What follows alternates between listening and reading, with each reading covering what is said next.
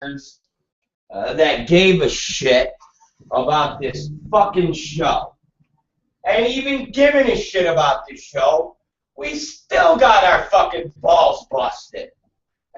Like I said it last night, we made a reference to the fact that even when we try to turn over a new leaf and we're trying to be nice to people, seriously, even when we're turning over a new leaf and we're trying to be nice to people, we still get shit on. Okay, and I'm not talking about being nice where you know, you completely do a 180. I'm not talking about that. I'm just talking about mildly being nice. You know, where maybe you hold the door open for someone. Maybe you hold the door open for someone. Man, you can't even hold the door open for someone without them bitching and moaning about it.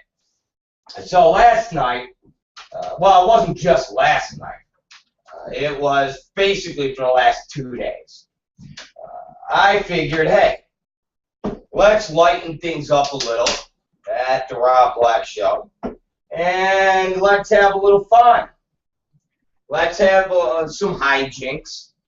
Let's get away from talking about AIDS, herpes, gonorrhea. You know, let's get away from all those things. And just like the Rock and Roll Hall of Fame, when they have the original members of KISS up there, and they have Nirvana's induction, and you have Courtney Love and Dave Grohl, and they come together and hug, and it's like a big moment in the annals of rock and roll, because the common goal, the common joy is, of course, the Hall of Fame of rock and roll. Well, I figured we would cover and talk about the XRCO. So it started weeks and weeks and weeks ago when Dirty Bob, the stink man Bob, was talking about the stink man Dirty Bob was talking about needing sponsors for the XRCO. And we hit him up, we called him in, we picked up the old phone, and we said, hey, we'll be sponsors of your program, of the XRCO. We want to give you some fossils, we want to give you some cash. We also want to do like a little red carpet setup. We want to put our banner on top of your site. And at the end of the day, Dirty Bob never responded to us for weeks. And this is all predicated off of Bill Margold calling Tom Byron a bitch and saying that he would love to have Tom Byron at the show if I would let him go. And of course, Tom Byron called Bill Margold. Bill Margold blew him off. Basically, like I explained to one of the big award winners last night, and he said, I really wish you guys would have been there to do the red carpet and to broadcast. He goes, it would have been fun. And I said, listen, I said, the way these people are the ones that will challenge you to a fight, and then you show up for the fight, and then they run and hide. I said, Dirty Bob and XRCO made an announcement, and we stood up for that announcement, and he freaked out and didn't get back to us for weeks. And then when he did, he made up a story about all the sponsorships being booked, but yet B-Scow, Girlfriend Films, people like that who were not part of the XRCO when we inquired, happened to now be part of it during this booking up period when it was obvious that they were not there when we asked to be sponsors. I go, and the same for Bill Margold. When Bill Margold is calling people names and calling them bitches and saying you're not being permitted to go, and we fucking say not only will we go, but we'll go in style and make it a big deal. And of course, Bill Margold backpedals, and starts to defer Tommy to this person and that person, and doesn't answer the questions. And we showed the emails. We provided evidence, because that's what we do here. We provide evidence. That's what we do. So, nonetheless, for the last 3 days, we've been talking about XRCO. We were having a good time with it. Yesterday, we ran a story about the XRCO, and we ran my predictions. And the day before that, we talked about the XRCO and so forth and so on. So basically, for about 3 to 4 days leading up to the event last night, we've been talking about the XRCO award show. And we showed, once again with proof, that nobody else in the adult business were talking about it. Nobody else were talking about it. Nobody else fucking cared about it. We showed that ABN, the last time they mentioned it was last week in a press release, along with XBiz. So last night, we were trying to get winners, and that was my goal. My goal was to announce winners on the air. Once again, something that none of the other adult news outlets were doing. We were giving out winners on the air. And so the award show was to start at 8 o'clock. And at 9:15, I got no fucking answers. So I hit up AXEL BRAUN, legendary film director, yes, legendary film director, and I hit up Mr. BRAUN, and Mr. BRAUN at 9:35 said, still inducting Hall of Famers. And AXEL says, I was inducted first, and that was 20 minutes ago. And I said, wow, laugh out loud. I said, Jesus Christ. And that was 9:35. Our fucking program goes off the air at 10.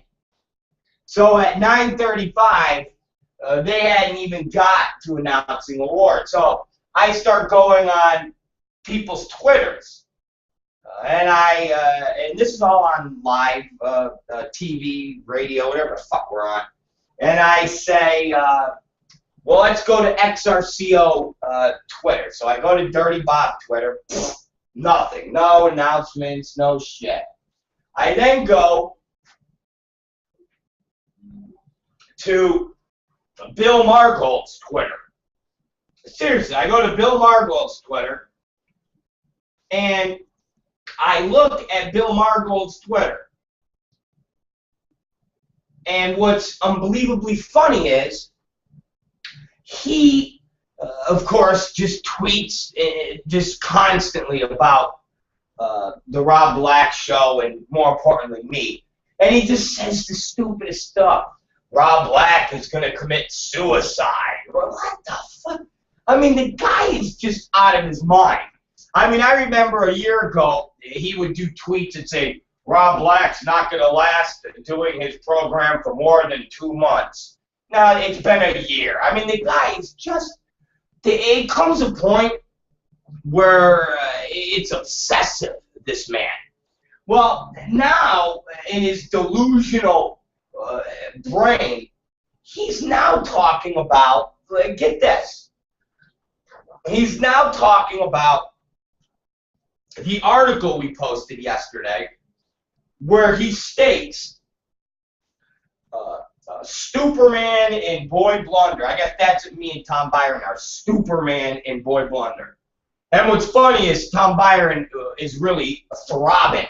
That was his role that he played with John Holmes, alongside John Holmes, Bill Margold's fucking hero. And at least call him throbbing, for Christ's sakes. Anyways, so he puts out there that it was disgraceful. I think that's the word he used. I think that was the word he used. Let me look exactly what the word was. But literally, Bill Margold. And again, it's just even when you do something that is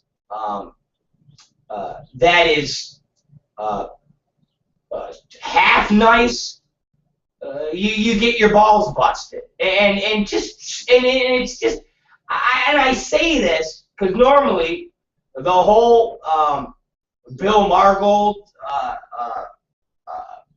comedy Twitter trio of shit he does is funny, but it would be like me whining and crying about AVN, talking about reviews of our show, and for 3 days straight they just talk about our show and make jokes about our show, but tell everybody when the show airs, how you can listen to the show, what's going, and then me going on fucking the media crying like a little girl, talking. It's just silly.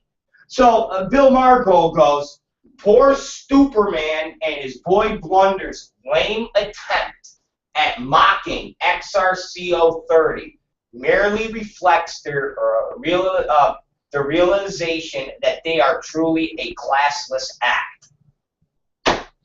So talking about this show for days was a classless act. Nobody else in the business could give two shits about this fucking show. But us actually paying attention to the show was a classless act. That is like everything Bill Margold tweets about me for the last year. That again, that's what, this is the thing that fucking really kind of upset me. Saying that I'm going to kill myself, saying that my show won't last more than 2 months, saying that I'm an asshole, I'm a fuckface, whatever. But this really killed me because we're actually doing something positive and better than anybody else, and we get shit on for it. I like to get shit on for things that I fucking do. When someone goes, oh, I didn't like that Rob Black made fun of me. You know, what am I going to do? I made fun of him. But to sit there and say, and bitch and moan because we talked about we didn't tell people not to go. We didn't tell people that it's a fucking piece of shit show and a bunch of loot. We didn't do anything like that. We fucking promoted it. We talked about it. We actually did our program last night until 11:15 to talk, to try to talk to winners and to report on it. So talking about a lame attempt at mocking was furthest from the truth. Now, if he didn't like that when we went through the categories and I picked the winners, if he didn't like that because somehow that showed that I was somewhat knowledgeable about the industry and at least about the real happenings of what the heartbeat of the industry. I'm not talking about the fringe stuff like unsung swords. Who gives a fuck? I'm talking about the real stuff. I'm talking about the best parody directors, that stuff. The awards that matter, the slut of the year. I think I hit 10 winners last night. 9 or 10 winners. Seriously, 9 or 10. And they were the big ones. They weren't them bullshit fucking best analingus or stupid shit like that. I mean, I picked that and I lost. But I literally picked like 10 winners. I said I would be 50%. I was like 50%.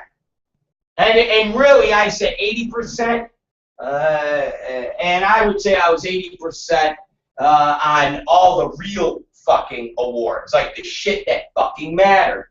The ones that anybody gave a crap about. You know, whoever wins the fucking best fucking performer who nobody cares about, really, you know, best comeback performer of the year. I don't even know who I said. I missed it. I picked some other girl. It was Sunny Lane. Who gives a shit? I basically lost on awards that nobody gives a shit about. The ones I won are the ones that are recognized by AVN and by XBiz. Best fucking parody feature, best director, all those things. You know, the actress of the year. Those things I hit dead on. Now, if Bill Margold's saying that's how I mocked it because I revealed the winners, well, I'm sorry. Boo fucking who. But to say I mocked something that nobody else would fucking cover is pretty fucking disturbing to me. I mean, guys, if you think about it, yesterday, AVN didn't run one article saying, guys, don't forget tonight's XRCO. They didn't. We documented that on our night show after we read Bill Margold's tweet. Nobody from AVN did any article on that day about the XRCO was that night. We did. XBiz didn't do a fucking article about the XRCO being that night. We did. Mike South didn't do a fucking article about the XRCO being that night. We did. Luke is back. Didn't do an article. Luke Ford didn't do an article. The Real Porn WikiLeaks didn't do an article. Nobody did an article yesterday telling the world to go see XRCO that night. Make sure you go see all the performers. Nobody. We did. And Bill Margold shit on us. So, as you see, guys, whether we do something nice, we get shit on. We do something bad, we get shit on. So what's the fucking point of trying to be friends with anybody when all we do is get shit on? Can't even fucking do one positive thing, which is talk about an award show that nobody else is talking about. We talked about it. And Bill Margold fucking cried up a storm. They're being disrespectful.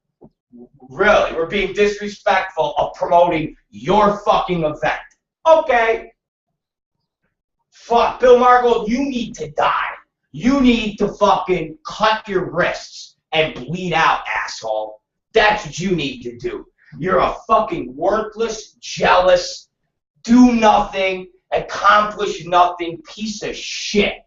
It's what you've always been. Nothing more than your entire life has been the fucking unsung swordsman.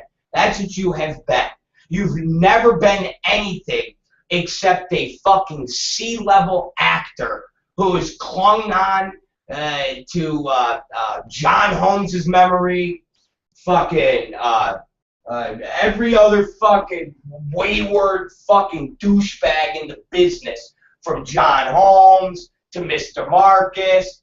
You are a fucking vile, disgusting, wretched human being. Okay? And that is what I got to say about the dumbest motherfucker in the world. While we cover his show, he shits on us. Amazing. Amazing. I'll tell you, at least I don't do that. At least I don't fucking sit there and shit on somebody that's giving me something. I guess that's the crazy part. Anybody that I shit on is somebody that I have heat with, somebody that I'm in a fight with, so we shit on each other. But I've never literally sat there and shit on somebody who on a Monday gives me a fucking $100, and Monday night I'm talking about how the person is a cocksucker and I'm motherfucking them. That's the thing that's perplexing to me. To motherfuck somebody that's fucking helping you. That is perplexing. So, we picked winners last night. What were those winners? Well, I'm going to give you those fucking winners. You ready? I'm going to give you those fucking winners right now. Well, go to the Adult FYI right now. Jesus, go to adultfyi.com. And we've got winners there, okay? Go to adultfyi.com and we got winners. And we possibly are going to be having a winner on the phone with us right now. Let me see if this winner is ready. Oh, the Rob Black Show. We pull out guests. We pull out guests in this motherfucker. And not just any guests, okay? I'm not getting Tyler Nixon on the phone here. I'm going to get a 2 fucking award-winning guy. I'm going to get somebody that's bigger than Brad Armstrong on the fucking phone here, okay? That's what I'm going to do. All right? So hold on. I got to hold on. We got a scheduled time here. So let me see. I'm going to see if they're ready here.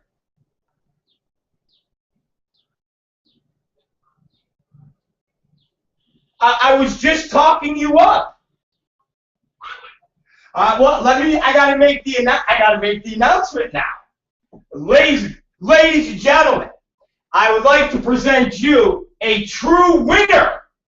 A true winner in the he's laughing. In the XRCO championship. This man won more awards than Brad Armstrong. This man is the winner.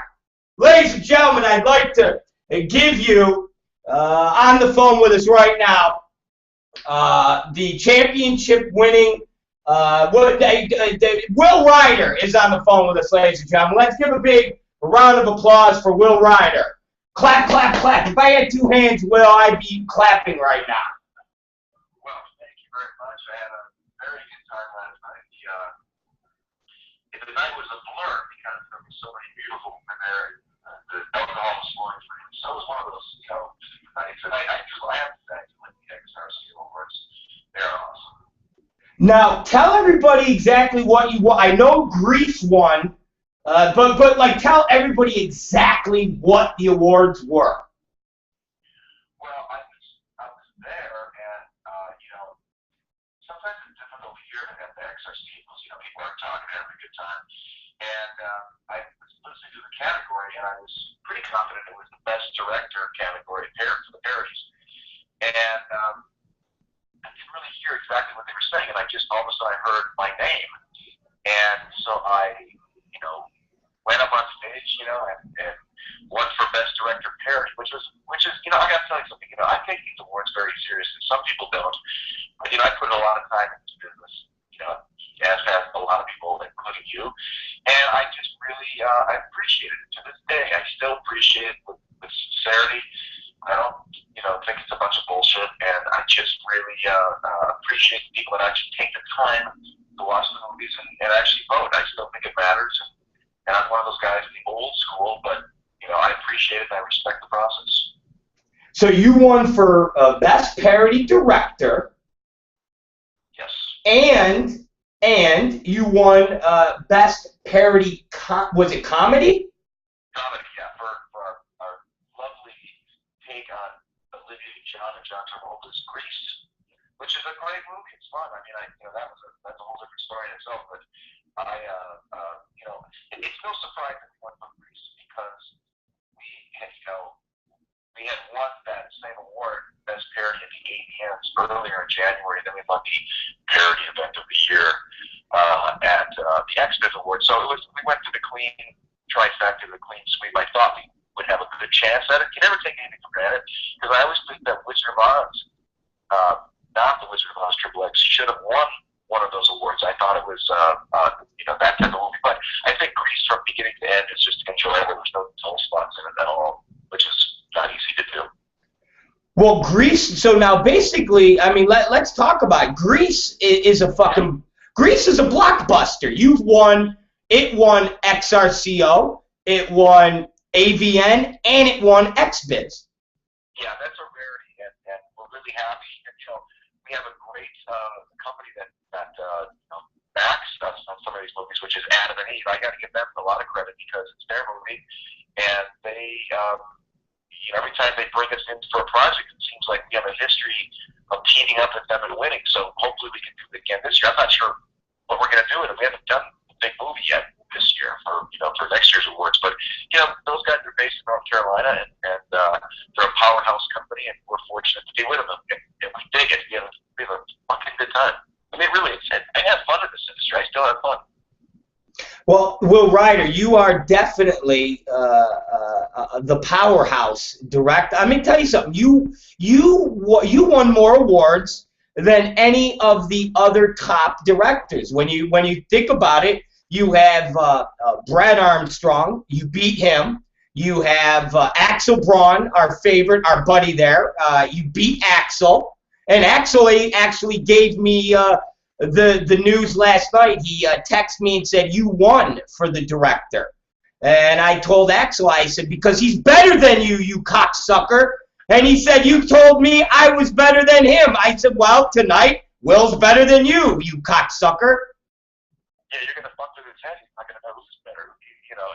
AXEL and I go way back, and I love AXEL, and he does, he's a master at what he does. He really is. The guy knows how to hit it from all angles, and I think he's spectacular. He did give me last night, I'm sure he didn't tell you this, he fucked with me last night, big time.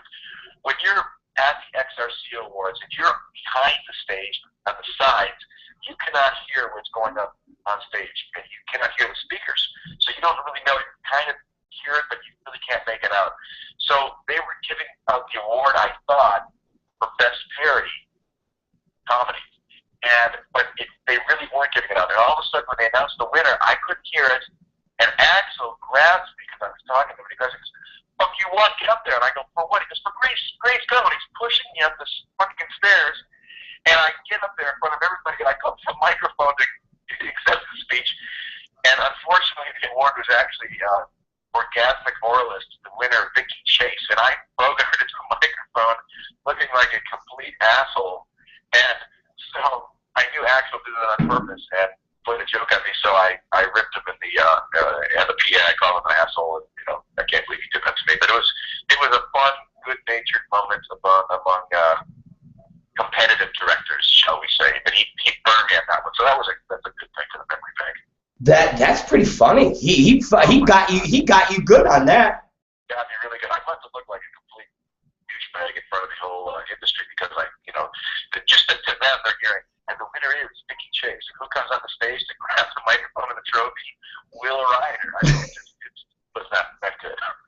Well, where the fuck was Vicky Chase? Was she giving? She came up right after me, and I got to tell you, she looks fucking tremendous. It's the best I've ever seen her look. She looks like $1 million, and I'm actually shooting her, I believe, next week. So I'm kind of happy for that. Wow. Well, man, I tell you. So, Will, what do you have?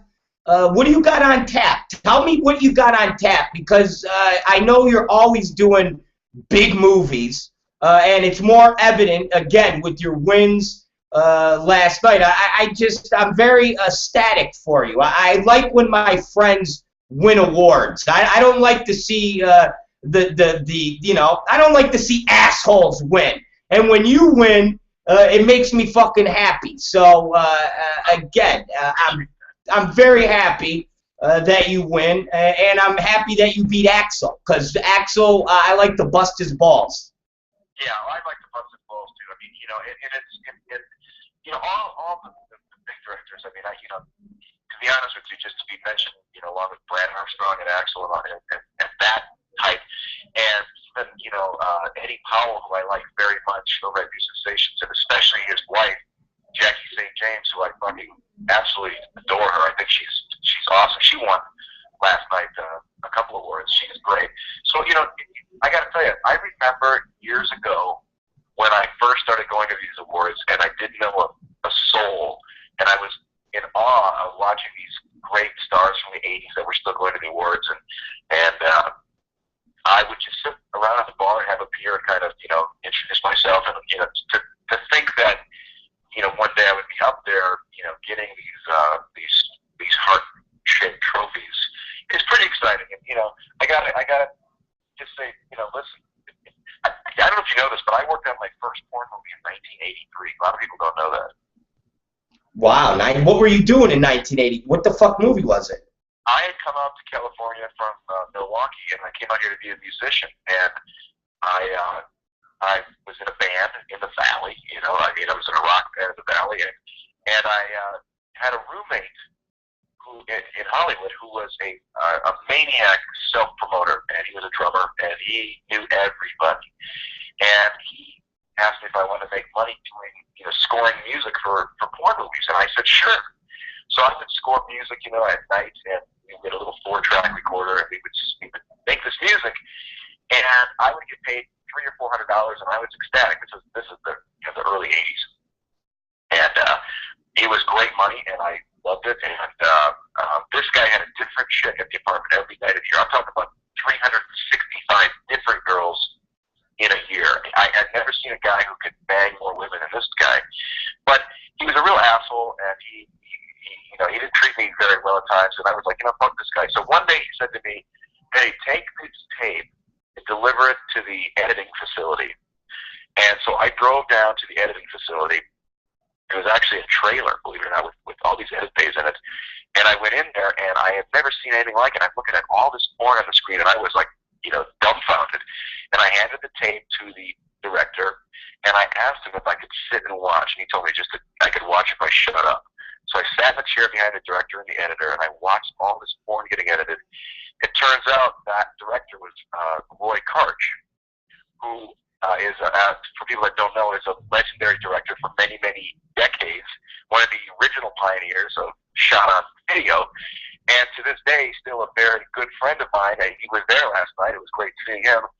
And I said to him, you know, and I normally wouldn't undercut somebody, but since I hated my roommate so much, he was such a dick, I said, how much did you pay for this music?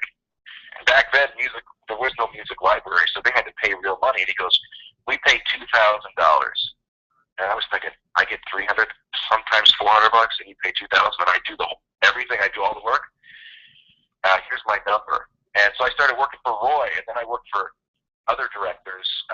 And then I got bold, and I went to the convention in Chicago at McCormick Place, the original show, where they had the little AVN section. Porn section on it. And I met everybody. Met all these porn stars, Anne Berlin, all these stuff, and I was in heaven, and I started doing music for porn. That's how I got started back in the day. Wow. Well, I'll tell you, at least you didn't start like Brad Armstrong and make stripper costumes.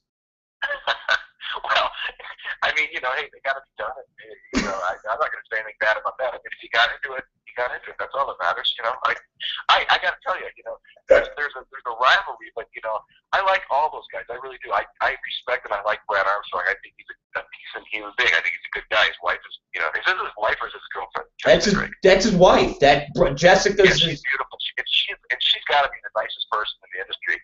She's always got a nice, kind word for me. I think she's great. So you know, they're a great couple.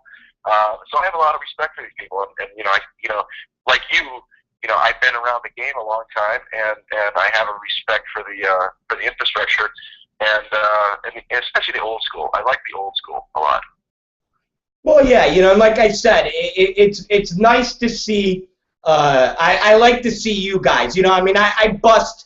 Listen, I bust balls. I bust Axel's balls. I bust even Brad's balls. But at the end of the day, you know, you and all these guys are the people that, you know, I came up with. You know, I mean, I tell stories about, hanging out with AXEL when I was in Italy at MeFed selling our rights for Extreme Associates, and Axel Braun's driving Tom Byron to the airport in a fucking car doing like 190 miles an hour. Tom Byron told me it was just the most terrifying ride his entire fucking life.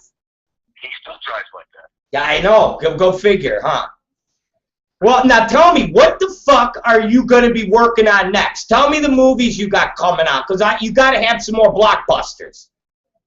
Well, in a few weeks, we're shooting a movie, TV show parody of the show Supernatural, which is a show about two brothers that meet all kinds of women and demons, and they're horny, and they basically fight vampires, demons, succubus, and ghosts. And that's actually really good. It's a very funny script. We turned it into a comedy, and I'm looking forward to shooting that one because there's a lot of stabbing in that movie. Everybody gets stabbed in the tits or the neck, and they bleed to death. So it's it's exactly what people are looking for in porn.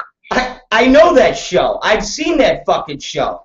Yeah, it's great. It's enjoyable. There's a huge following. It's been on the air for 10 years, and I didn't know that at the time when I was researching it. And people absolutely love that show. They're very loyal to it, and that will be interesting. And we'll see how that goes. And I'll let you know how it goes. But I think it's going to go really well. All right. So you got Supernatural. What else?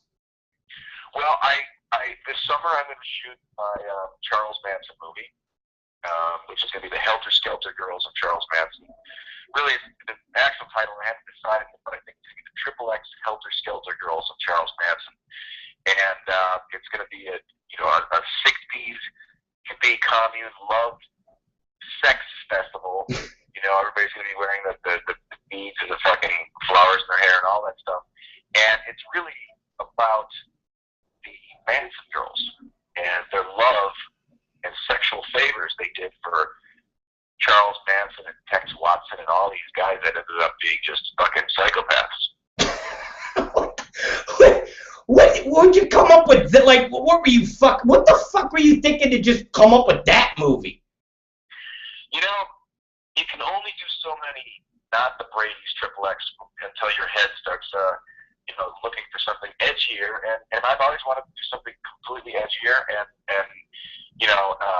it's going to be very edgy. We're not going to take it to the murders, though. It's going to be before the murders. And I think, I got to be honest with you, if I saw a movie that was the Triple X Helter Skelter Girls of Charles Manson, I think I'm going to watch it, because I'm going to have these girls just completely getting banged, sucked, fucked, and it's going to be very exciting. And I got a guy to play Charles Manson that looks like Charles Manson, so it's going to blow people away. Why not do like how about this? I got an idea. What about sex from Auschwitz death camp, Triple X parody? Well, I got to tell you, that's even a harder one to sell, because there's a lot of Jewish distributors out there, so that might not fly too well. They're fucking in ovens. It'd be nice. Well, I mean, who was it a year ago or so? Jim Powers was talking about how he wanted to make Schindler's List, the musical. I mean, give me a break. It'd be just insanely in bad taste. But well, Jeff? What about like a Diary of Anne Frank gangbang, where she's hiding in the attic, and then all of the SS officers find her, and they just fucking rape her up in the attic, and then when they get done, they throw her in the oven. You have such a way of saying things. Even any idea, it just sounds horrible when you say it. So I have to stay away from that one with a 10. You just make it sound just really, really horrible. I have to say this. I think with maybe some people might think it's in poor taste, but I did want to do a movie years ago called Not Hitler Triple X: The Rise and Flaccid Fall of the Third Reich. But I was rebuffed at every turn trying to make that movie, so we never made it. But I have to still watch what I do. I still have to be somewhat politically correct, even though I don't, because I work with really big distributing powerhouses, and they sometimes roll my eyes at me and think I'm out of my mind. Sometimes I am, and I have a right to be out of my mind, and and try to push some boundaries here and there. But we made our bread and butter making wholesome Disney-like movies. Not Bewitched, Triple X, and Three's Company, and The Cosby Show, and The Brady's, which to this day is one of the biggest selling series in the history of modern porn. So I kind of have to watch by crossing over to the dark side. I kind of have to stay. I have to stay, happy and fun and comical. I think that's really my wheelhouse. If I stray too far from it, I'll probably end up going to hell. Well, now you just did. Tell me a little about the American, the Hustler, the what's it called? American Hustle, whatever the fuck it's called. I got a call from Smash Pictures. Actually, they came up to me after I won the Best Parody at XBiz in Century City. It was a great night, and I had been drinking, and there was one of those fun nights, beautiful. One of the things I guess I have to interject before I talk about that movie. One of the things about winning awards is it makes you a lot more attractive in the eyes of young women. You hold that award in your hand at the bar, and it's an aphrodisiac. And I had a great time last night, having fun. Great time at XBiz, and so Smash Pictures approached me and said, "Listen, we want to win. Can you help us win?" And I said, "Well, of course I can. Look at these trophies." I said, "Sure, we could talk about it." So I went to meet with them, and we had lunch, and they expressed a desire to be in the victory circle next year. So they had an idea to do a parody of American Hustle. And American Hustle, obviously, is it's got 10 Academy Award nominations, and it's an excellent movie. It gets better every time you see it. It's very sexy. And so I wrote a great script for it. We cast a great cast. I had Penny Paxton and Leah Love in the leads, and they tore it up. And Tommy Gunn in the movie, and Ryan McClain, and Van Wilde, and Garter Cruz, and all these great people, some new ones that nobody knows about yet, and they're coming up. And we shot what I think could be our best movie ever. And that's not hype. That's not the Will Ryder hype, man. That's just being honest. It might be our best one ever because the story came together really well, and the sex was so fucking hot that I almost jumped in the scenes. It was that good. I really wanted to a couple times. That's a bold statement to say this is your best movie you shot ever. I think depending on how the editing comes out, which is taking place now, it could determine whether it's one of the best or the best. Yeah, that is a statement, and I don't make that very often. I always praise our movies and hype them up because that's my nature. But I'm being honest with your audience now and telling them that if they like American Hustle, when this thing comes out in September, Smash Pictures to pick it up because it was so much fun to make. I mean, it really was. And every girl in the movie was sexy, and they had lovely vaginas, and it was, oh my God, it's hard to shoot these movies. I don't know if people realize this. If you love pussy and you're seeing these beautiful women spreading legs and doing it and getting it doggy style, it is an addiction like no other. It's like, I don't do drugs. I rarely drink. I drank last night. I got to tell you, I'm feeling the effects today. But if you love women, it's a hard job to do to direct, and they're trying to actually get through the day without going insane or mental, because these girls are beautiful and they're put on this earth for one reason, and that's to look good and get fucked.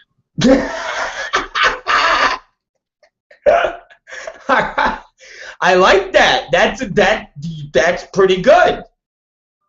But unfortunately, in between there, they do bust our balls a little. Yes, well, if you let them get close to you, which I tend not to, I tend not to get close to these girls. And that's not because they're not worthy. It's just that there's such an age difference between me and them, and really, I mean, it's like Scott, my business partner, Scott David, always says to me, he used to say this stuff like all these years ago, he would say, these girls really don't like you. They just like you because you have movies to put them in. And I was like, I don't give a shit. What do I care? They don't actually like you. It doesn't matter to me. I love to surround myself with beautiful women at these events. And that's what I do. And if there's something wrong with that, God, banish me to the corner of the room or something like that, because I love the product. I love the women. I think they're sexy and beautiful. Some of them are completely together. They're total business women. and others are not so together. And I love them equally. That's how beautiful it is. Well, if you think about it, you know, it just goes even for it goes even for guys. I mean, does anybody ever really want to be around anybody unless they could do something for them? Whether it's putting them in a movie. I mean, if you're friends with Scott David. He's your business partner. He's your partner. And you're friends with him because you work together. He provides something. If he didn't provide nothing, I'm sure you wouldn't fucking be best friends with the cocksucker. Scott and I have an interesting arc in our relationship. I mean, we've done, you know, such interesting movies. You know, movies that hit a chord with the population, the critics, the audience, and all that. But we also found that after many years, we could not work in the same office together. We had to get separate offices, different zip codes, which is kind of crazy because we drove each other absolutely fucking to near fisticuffs all the time. So Scott's over in his other end of the building over in West Hollywood, and I stayed, you know, in the building I'm in on the corner of Hollywood and Vine, and we get along much better.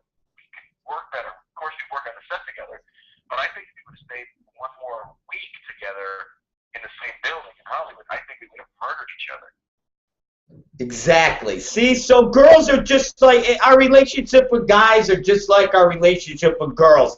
Except if you're not a fag, you know, you don't necessarily fuck the guys. But other than that, it's the same thing. We're only with our guy friends because they can do something, you know. I wouldn't hang out with a person just because they are a nice personality. Yeah, it's funny, and women, you know, I mean, obviously they're beautiful to look at, but would we hang out with them as much as we did if they didn't have a vagina? I don't know. I don't think we would. So, you know, I'm perfectly content to sit on my sofa and watch TV by myself. You know, I kind of like that. I hear you there. All right, well, Jeff, so what are you going to do for the rest of the day? Tell everybody what you're going to do for the rest of the day. Well, I'm battling a hangover still. I'm about to go and have lunch. I have to work. Believe it or not, I have to continue prepping, you know, paperwork and pay some bills. You know, people think it's just glamour. I got to tell your audience, it's not all glamour. It's not all trophies and beautiful trophy-esque looking porn stars on your arm and kissing your cheeks and other parts of your body. What it really is it's a bunch of shit. It's a bunch of compliances we got to go through. It's a never-ending series of phone calls and meetings, and it really sucks at the end of the day. There's a lot of work that goes into this. I would much prefer to sit back at the award show with a Heineken in my hand, a Heine in the other hand, and have women tell me how great I am. That's much better. Well, but unfortunately, they don't have reality. Yeah. I know. We all can't be AXEL BRAUN, huh? You know, I got to tell you, that guy, that's a handsome Italian guy. You know, women love that guy. And of course, you know, and he's got the accent, so I think women dig that too. I should start walking around with an accent. I should start saying, him and I win the award. Last time I seen pictures of him from XBiz, he looked like he fucking ate a small child. Is he still fucking fat? No. He looked great last night. You know, AXEL, he's leading the good life, so he could, get the extradition process. But no, he wasn't fat at all. He was in great shape. Looked good. I have some of my normal friends in life that are not in the industry, some women that say, wow, he's really a sexy guy. He's like, listen, he's already fucking winning director of your trophies more than me. You don't got to tell me how fucking sexy the guy is. I get it. And he drives a fucking Bentley, this cocksucker. He does, doesn't he? I mean, I got to tell you, he almost feels like driving him next to him and dinging his door. I wouldn't do that. I'd like to key the fucking thing. Can you imagine that? If you ding his door, how funny that would be. He would just go ballistic. But I would never do that. And I got to tell you something. I love having friendship and the rivalry with him because it propels us. You know, it drives you. You know, you need something to drive this business. You can't just be driven by money, because to tell you the truth, the money is dwindling. People at home might not realize that, transformation right now in the business with digital, which we thought would open up the entire world for us. But I was always warning this is going to bite us in the ass. And we're going through the thing where the table is being reset, and where the forks and the knives and the plates come down, we don't really know right now. But there's a huge shakeout, and I go to these conventions and everybody's talking about we have the best profits of the quarter, and I'm like, bullshit. This industry is going through a major transformation, financially speaking, about the way that porn is distributed. And I'll tell you this: never before in the history of mankind have more people been watching porn than this very second. However, the majority of them are watching it for free. So the monetary angle, which keeps us all in business, is changing, and it has changed drastically. And we have to figure out, where it's going. Some will survive, most won't. And that is the ultimate of the flushing of nature, flushing things out. It's like deer in the northern Wisconsin wilderness, when they have so many of them, and then there's not enough food, and they let the hunters go up there and wipe out, 3/4 of the crop just for salvation purposes. So it's kind of like the same thing. We're like hunted, we're getting wiped out. There's people out there with shotguns, called YouPorn and YouJizz and YouTube and Pornhub, and they are shooting us in the fucking head. And the truth of the matter is, and I will say this right there: fuck Manwin, fuck MindGeek, fuck all these assholes that destroyed the business, and the fact that we give them awards at award shows and praise them and send our women to them to shoot for them. I think they can all go to hell. I hate every fucking one of them. I don't care if they're the only company left in the business and they want to hire me. I will tell them fuck off, because it didn't have to happen this way. But that said, it's happened that way. I've accepted it. Time to either figure it out or move on. Well, you know what, you want to know what we need, and it's such an old timer stance, but it's kind of like geez, it's almost like you gotta blow up your own island and just hope you survive. And if you survive, then your people that survived with you will make out. It's almost like we need a Republican to come back in the White House to kind of like shake things up and scare the shit out of people, and basically put clamps down on a lot of the stuff that's happening. Because back in the day when the Republicans came in the 80s, you had a lot of people freaking out. And when Clinton came back, or when the Democrats came back in, it opened the business back up. And you've seen company after company after company form, because this sense of if you got into the porn business, you were going to go to jail was gone. And it's almost like we need the Republicans to come back, where they go, hey, we don't like porn on the internet, and we're going to close it down. Where everybody goes, oh, fuck, and kind of get that fear going, and get some government Republicans running after people, because then I think you'd see a big shakeout. Because you're right. I don't know if it's too late for it now. I think it's too late for it. But what happened was, years ago, maybe 6 years ago, I had conversations with a lot of industry heads, and I said, here's what's coming down the pipe. They didn't believe me. I said, this is going to, the access to free porn is going to wipe out the industry. No, we've been around forever. We're not going anywhere. But the point is, what I thought would have been, first of all, I would have thought that mafioso-style characters would come out of the woodwork and whack some of these people back in the day when all this stuff was being stolen and nothing ever happened. I'm not advocating that, but I'm saying I would have thought an episode of Sopranos would happen and somebody would get whacked for this. But what I thought was the biggest crime was that the government, whose first obligation is to protect and defend the citizens of the United States, I thought they kind of let the ball slip when they allowed it to be so easy for kids to view porn on the internet. Any little 12-year-old knows to click 2 times and they're watching the most graphic porn. At least when I was a kid, I had to ride my bicycle 13 miles to the Milwaukee airport, where the old lady at the gift shop would sell me a Hustler magazine when I was a kid, and 13 miles back. Now, any kid can go online. I thought that was a government failure right there, that they didn't put in, regulations that required companies to block it. It's very easy to do, but they didn't. The cat's out of the bag, I think. We're in a whole different generation. situation, and I'm not even complaining anymore. I can be, mad and call these guys assholes, which they are, but I'm moving, I'm moving on with my company, and I really think eventually, and I'm not talking about the too distant future, I want to try other horizons. There's other things in life that I want to do. I wasn't born a porn director. It doesn't mean I have to stay a director. It's been a great time. I enjoy it, but there's other things I want to try too. So don't be surprised if Will Ryder hangs up his proverbial director's chair. That's a bold statement for us to leave on, Will Ryder. Yes.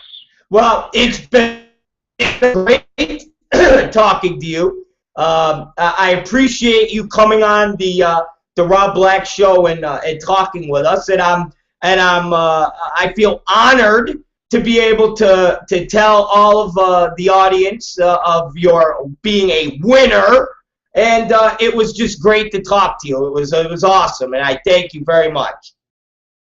I have to go to another wing of my house right now because I have 8 porn stars cooking me lunch right now because I'm not going to make it to my lunch meeting. So there's 8 naked porn women in my kitchen right now cooking up some pasta for me. But no, really, that's how people think life is, and it's not. It's not like that. But you know what? Thank you for having me on, and I hope everybody has a great year out there. And life is fun if you make it fun. All right. Well, thank you very much, and we'll talk to you later. Okay. Bye-bye. See ya. All right, ladies and gentlemen, that was the great Will Ryder. Wow! We are just star-studded here on the Rob Black Show. Oh, man. Classic. Well, I think we lost our blog talkers because we had Will on the line. But hey, guess what, blog talkers? You gotta fucking go to the RobBlackShow.com. You gotta go to the RobBlackShow.com if you want any part of the Will Ryder award-winning dialogue. All right? All right, blog talkers, we lost you. If you guys want to hear what you missed, you got to go to the RobBlackShow.com, or you go to the Rob Black Show YouTube page, Sinister TV. Basically, you got to fucking do all those things, blog talkers. It's about time you fucking start going to the site and not just sitting there playing with your dicks on the old blog talk, okay? All right, you bastards. Now, just go there. Damn it. All right, listen. This is the Rob Black Show. It's great to be here, and wasn't that nice? We had an award-winning director on the line with us. See? And you people said that we wouldn't get guests on the show. This isn't Wally George. We're not Wally George where we get some fucking bottom-tier guests. This isn't Martin Downey Jr. in his, like, 3rd year or 2nd year where the motherfucker has nothing but, like, fucking wackadoo UFO scene. This is like Martin Downey in the beginning when he had Gloria Allred on there. We get winners on the Rob Black Show. And that was, ladies and gentlemen, the great Will Ryder. You know what? I'm even going to give him one more plot. Hold on. I'm going to give him one more plot, ladies and gentlemen, if I can find it. This is the movie. Look at that right here. This is the movie that swept all the awards, this XRCO right there. That's Grease. Right there, ladies and gentlemen, Grease. And that is the winner. Let me show you guys Grease. That is the winner of the XRCO Best Parody And also, the creator of this, Will Ryder, won Best Director. So this is the movie. We actually have it in our hands. Grease, right there. And congratulations to Will. All right. Listen, we're going to take a break. And when we come back, I don't know what we're going to talk about. I don't know what we're going to talk about. We'll talk about something. Don't know what. I don't know what. All right? I don't know.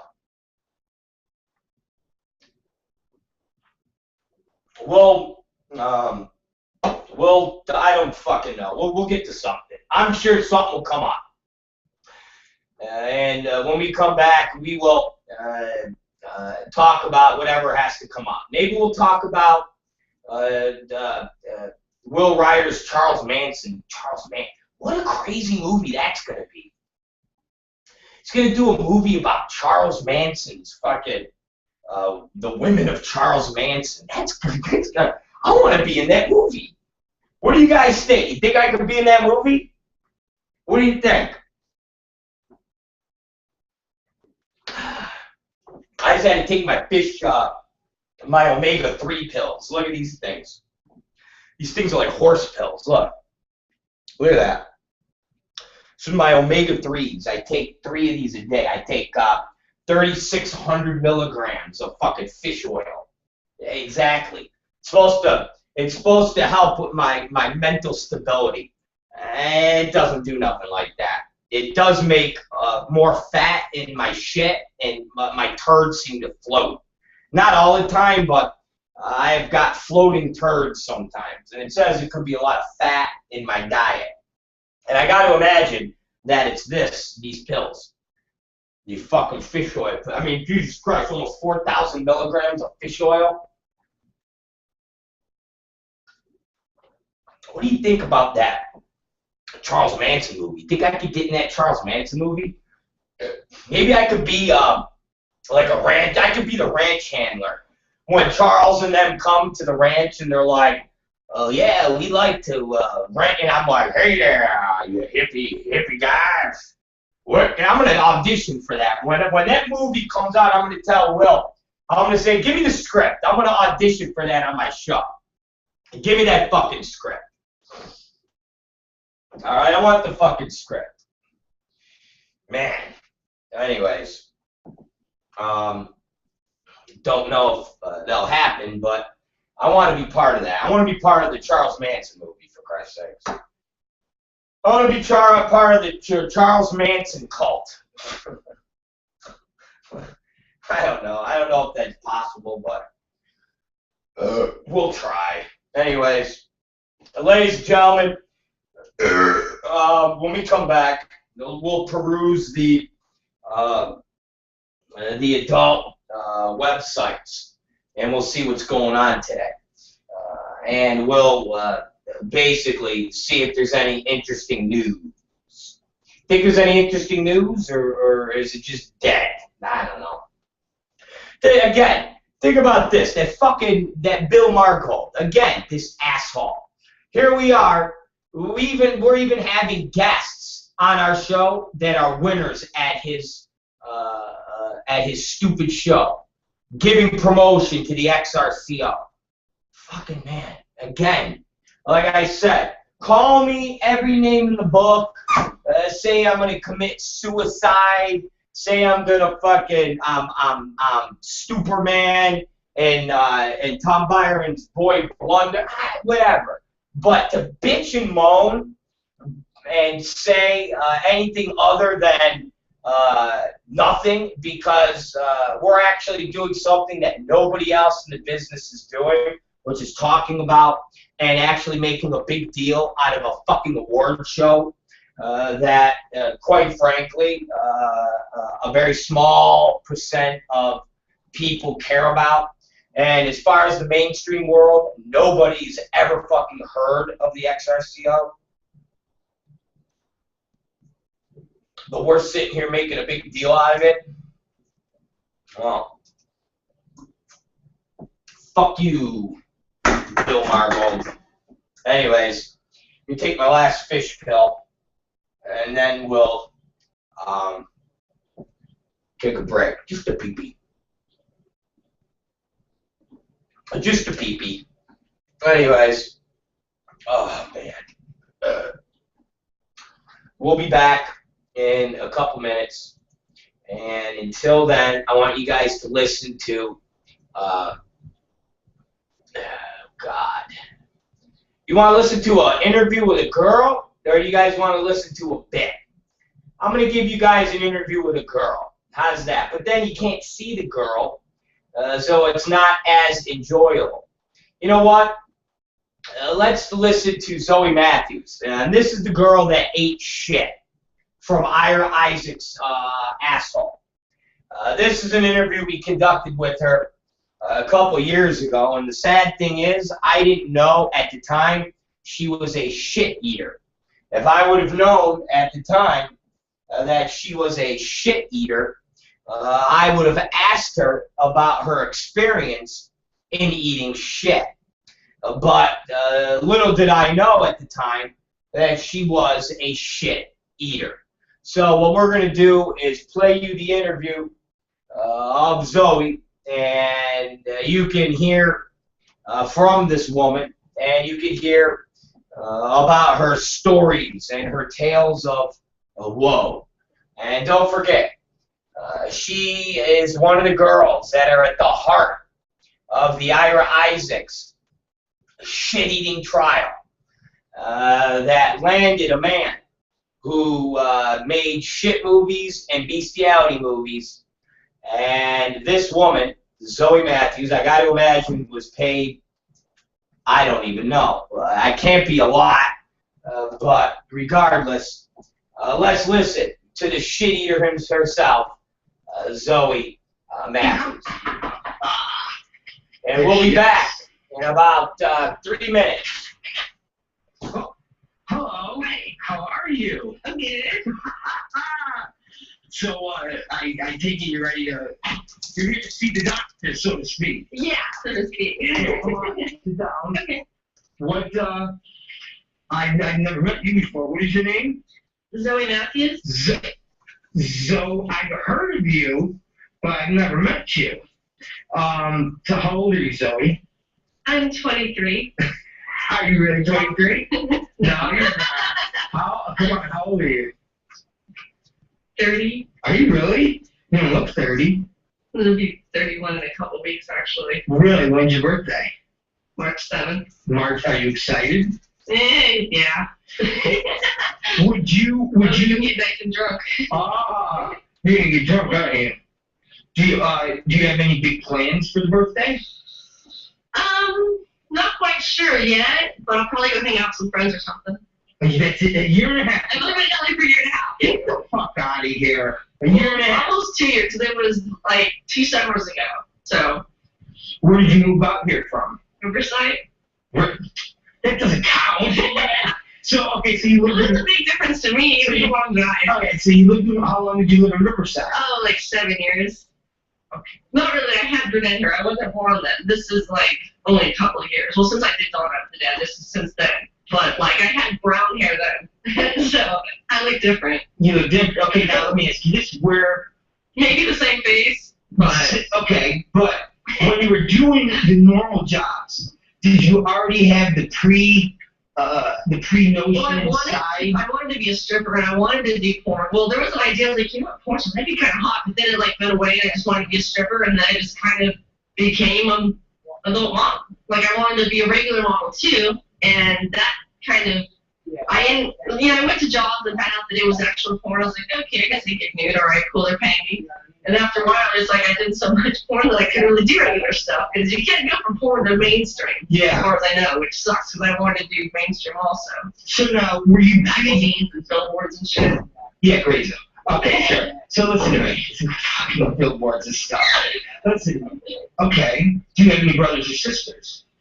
I don't have any sisters, but I have 2 brothers. Do you talk to your 2 brothers? I lost contact with the older one, but the younger one I never met because my mom had it after I was taken away, so I don't even know what he looks like. Well, okay. Well, how were you taken away from where your? I was taken away when I was 12, I think. Yeah. Taken away to where?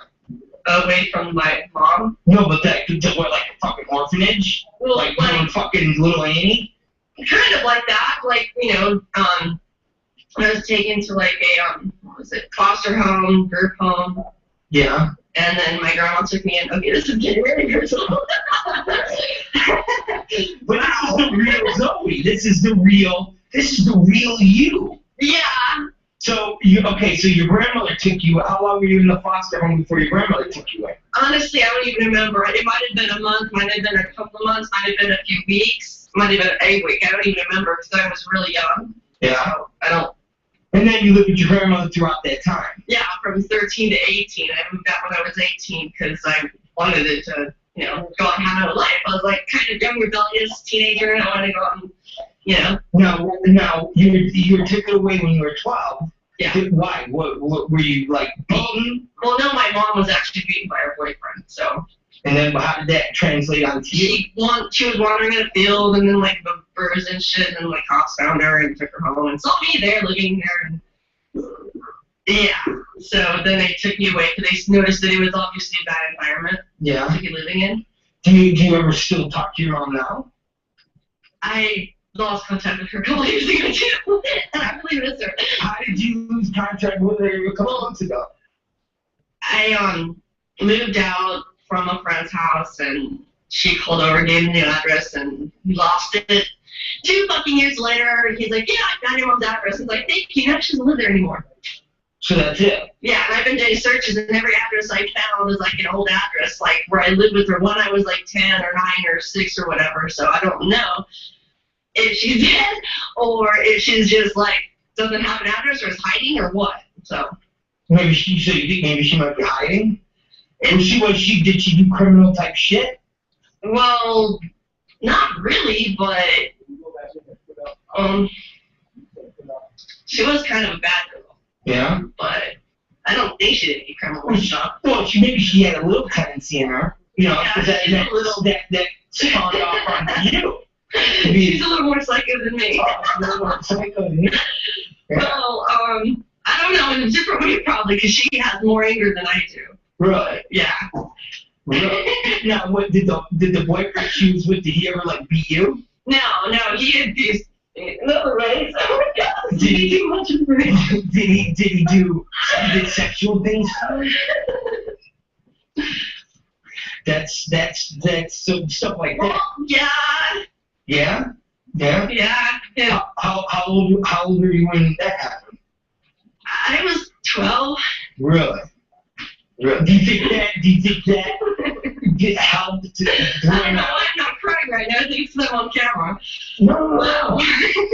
Well, listen. See, here's the thing. When the doctor gets his medicine, that makes everything feel better. So is the doctor ready? I'll take the medicine after this. I'll tell you that. It's called RYDER. Is the medicine almost ready?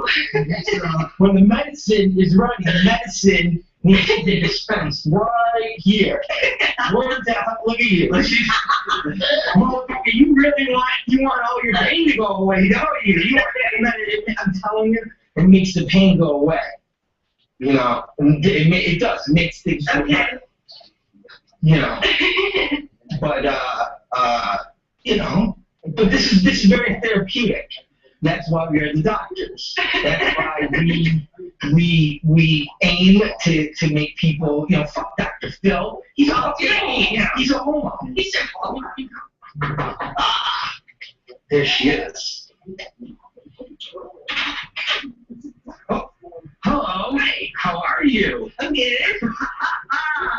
So I take it you're here to see the doctor, so to speak. Yeah, so to speak. Come on, sit down. Okay. What, I've never met you before. What is your name? Zoe Matthews. Zoe, I've heard of you, but I've never met you. So how old are you, Zoe? I'm 23.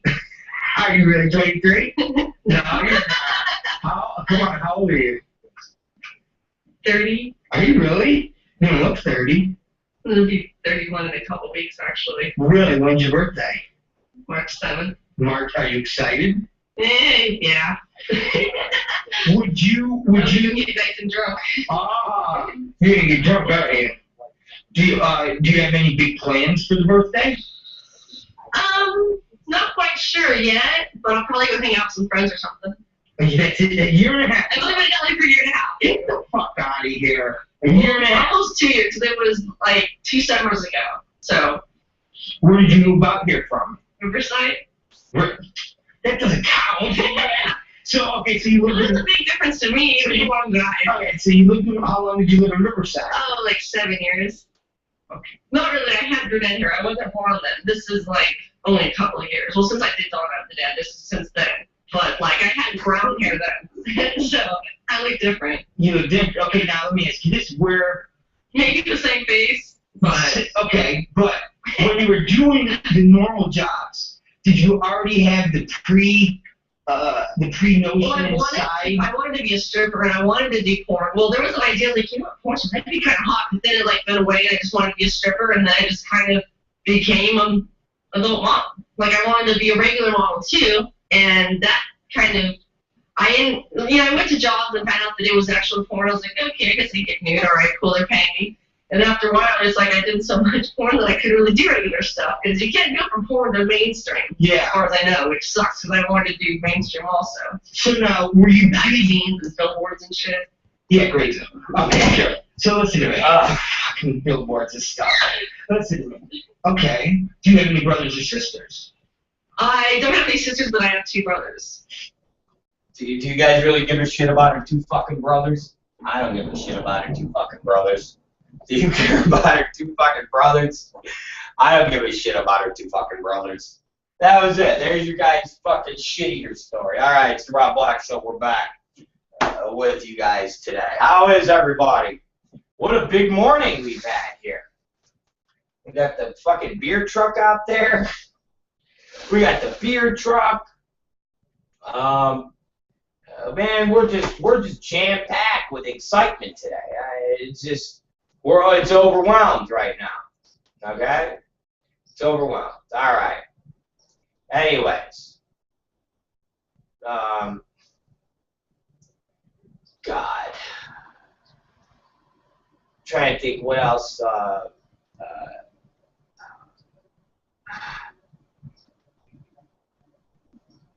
Let me think here. Oh God! All right. Let me. I got a viewer mail, and I actually had to look at what the fuck the mail was, like what they were referencing, because I had no idea what they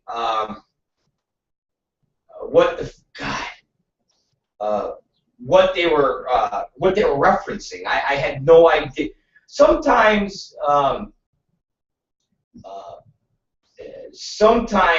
when we do talks on our show and we're going through the day's events, sometimes we cover so much stuff that I have short attention of what we just talked about, what we just did, what the fuck. I mean, we move on. Seriously, we're in, we're out. We're like a bandit, okay? we're like a fucking bandit when we're doing our stuff. So I guess yesterday, and I don't think this person, Gibby, will be upset that I read his email on the air. So I'm going to read this to you. And it's not a mean email. He's just, I guess, defending a position that they did at the Fanny Awards, and I don't know what his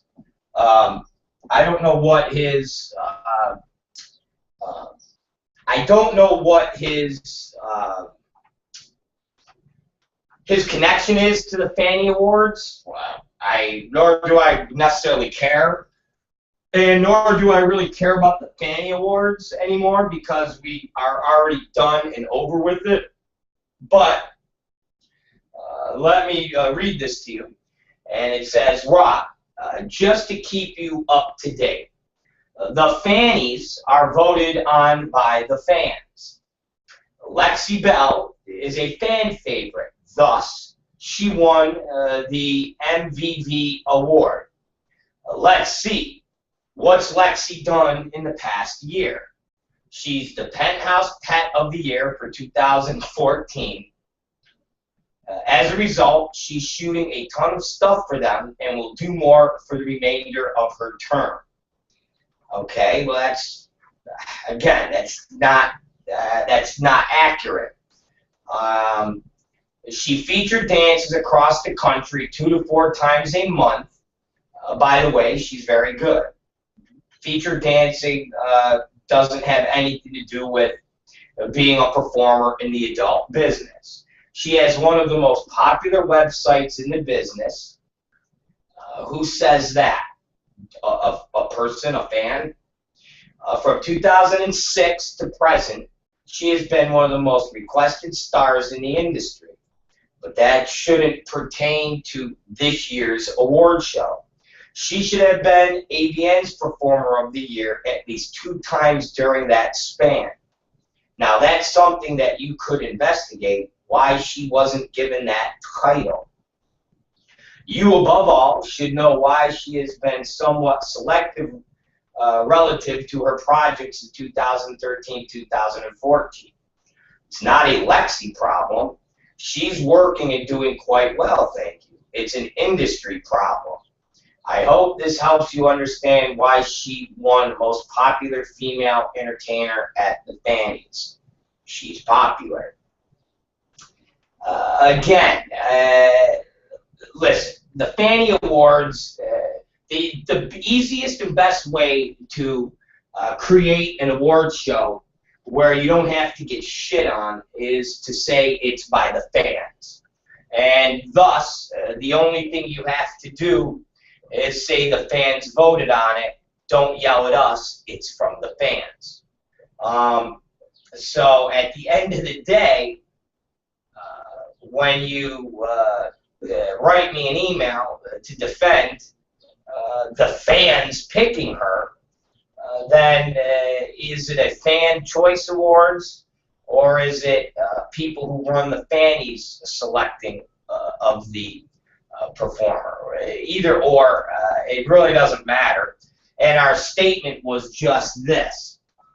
As far as awards go, if you're dealing with talent and you're dealing with the talent as what they're working on in the business for that year, that is what the award should be based on.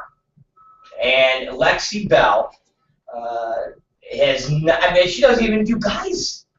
And for, if you go to Lexi Bell's modeling page on Direct Models, okay, she is with, the last we heard, LA Direct Models. Now, we'll go there, and we'll click on LA Direct Models, and I see a picture of Lexi Bell, and I'm going to click Enter here.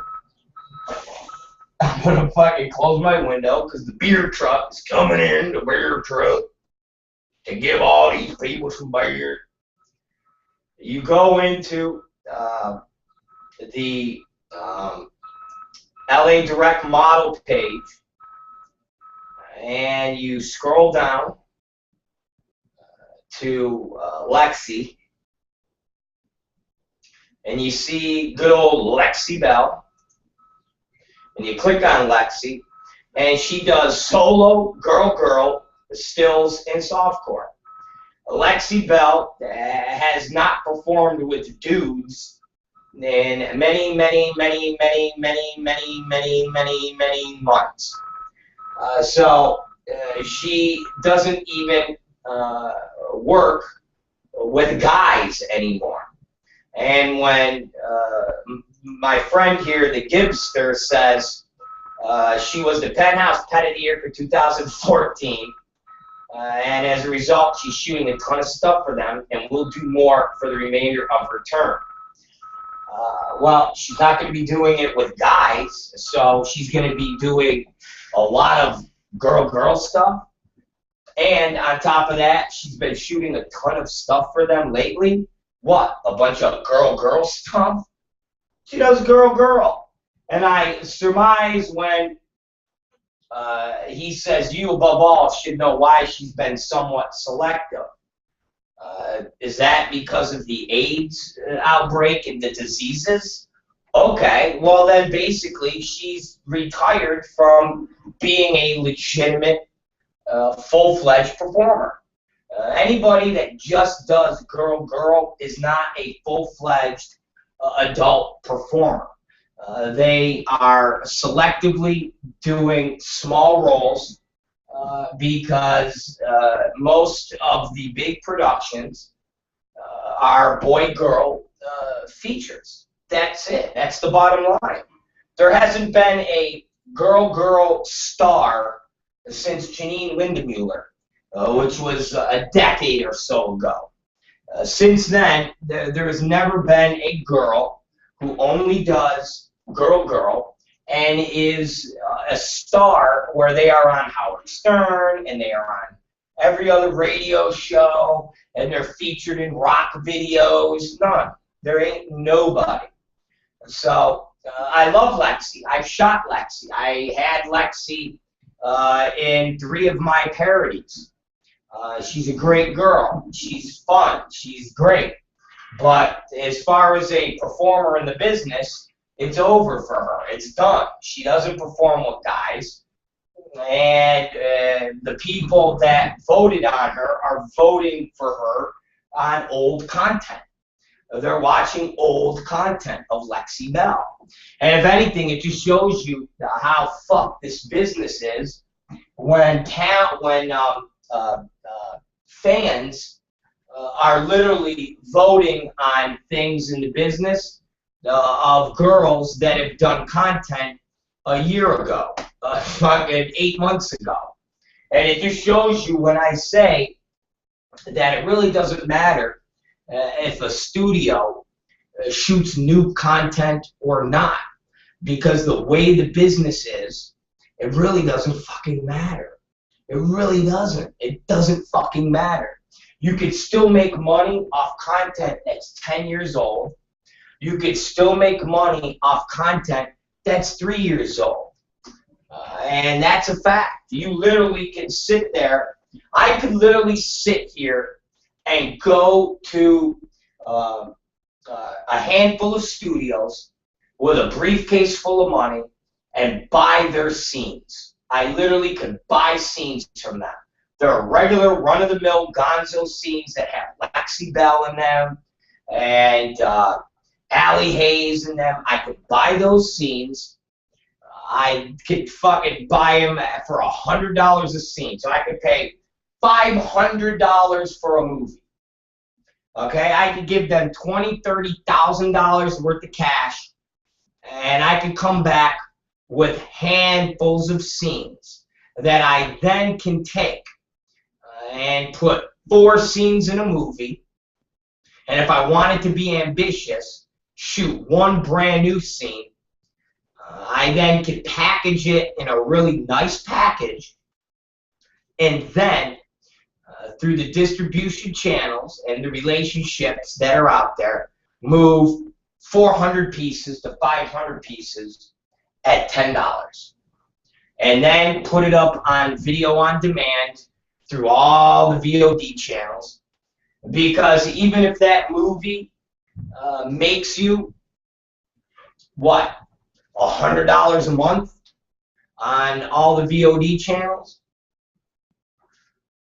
I mean, just add it up. I mean, they're fucking all day. All fucking day. These are the things that you can do, and it's all with old content. What do you think people do in this business? What do you think people do in this business? Everybody's friends, for the most part. So people swap. What people do is they go, hey, I'll give you 50 scenes if you give me 50 scenes.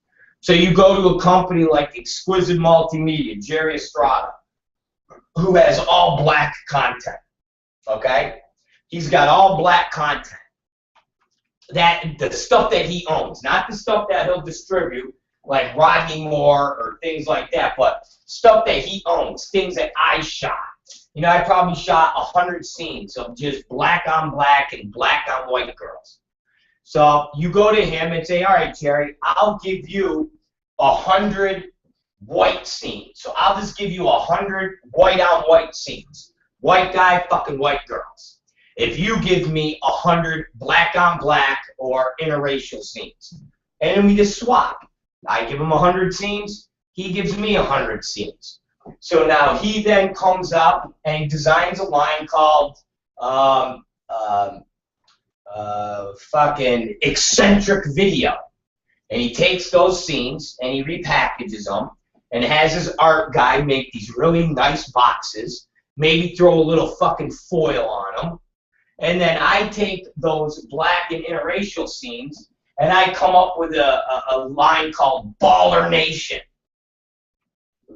The best in all black. And then I take those scenes and I repackage them and then I sell them.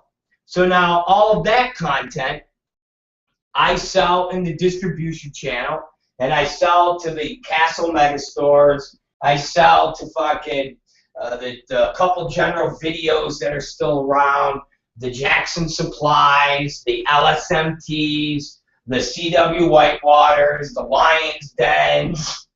I sell to all those people at $10. And if they give me a hard time, I go, all right, I'll give it to you for $9. And then they take their 10 here, 5 here, 30 there, sell the IVD, they take 75 pieces.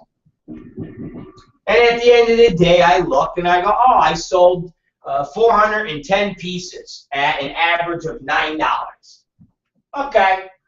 So I made a little less than $4,000 on a movie that ultimately only cost me this disc. Cost me the disc. It cost me the disc and replication of it. So all said and done, it cost me about 45 cents to have a packaged disc. And I get it authored, and I get the artwork, and I get all of that done for less than $1,000. So basically, for about $1,500, I got a piece of product in my warehouse. That's what I got.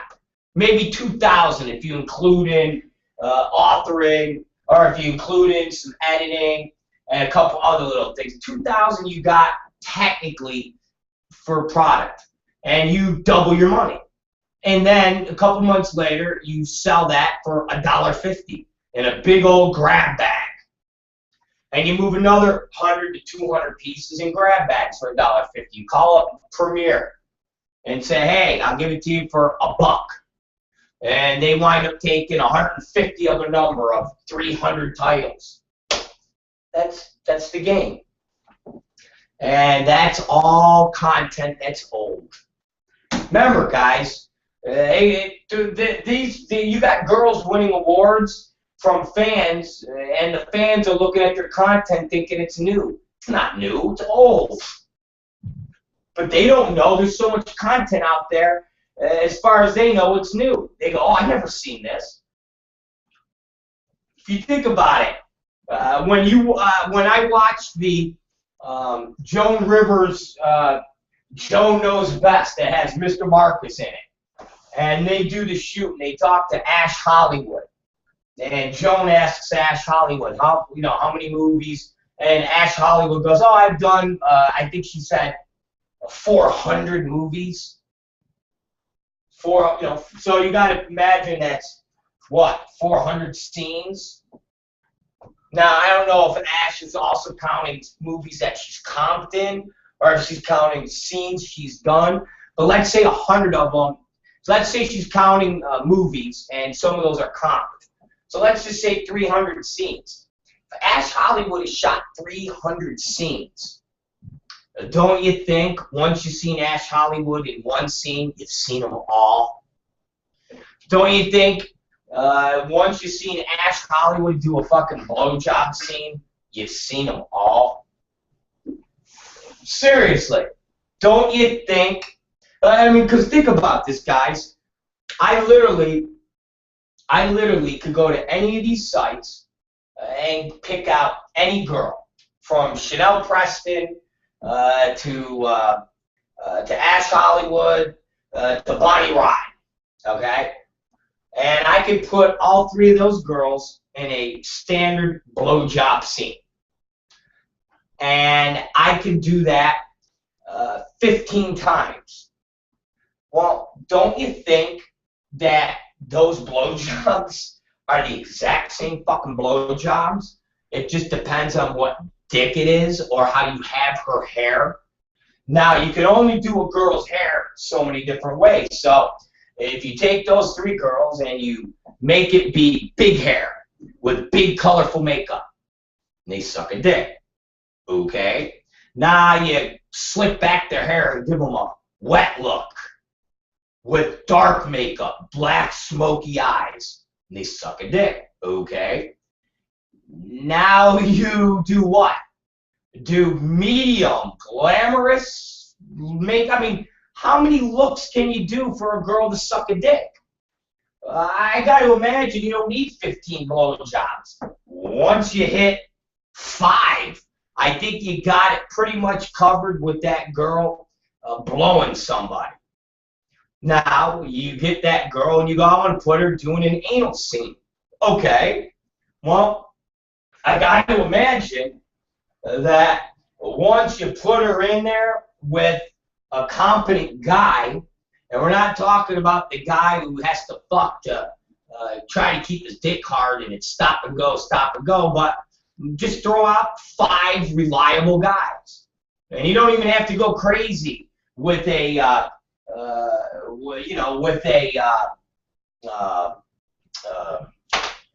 Nacho Vidal. You could go, all right, I'll take a James Dean for the star power of having a guy that people know in the mainstream.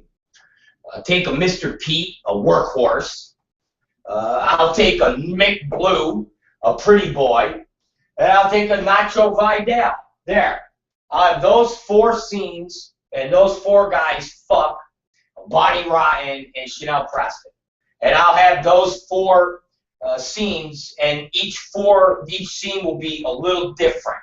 One will be aggressive. One will be a normal scene. One will be a costumey scene, and one will be a love scene. How many more fucking anal scene with that girl do you need?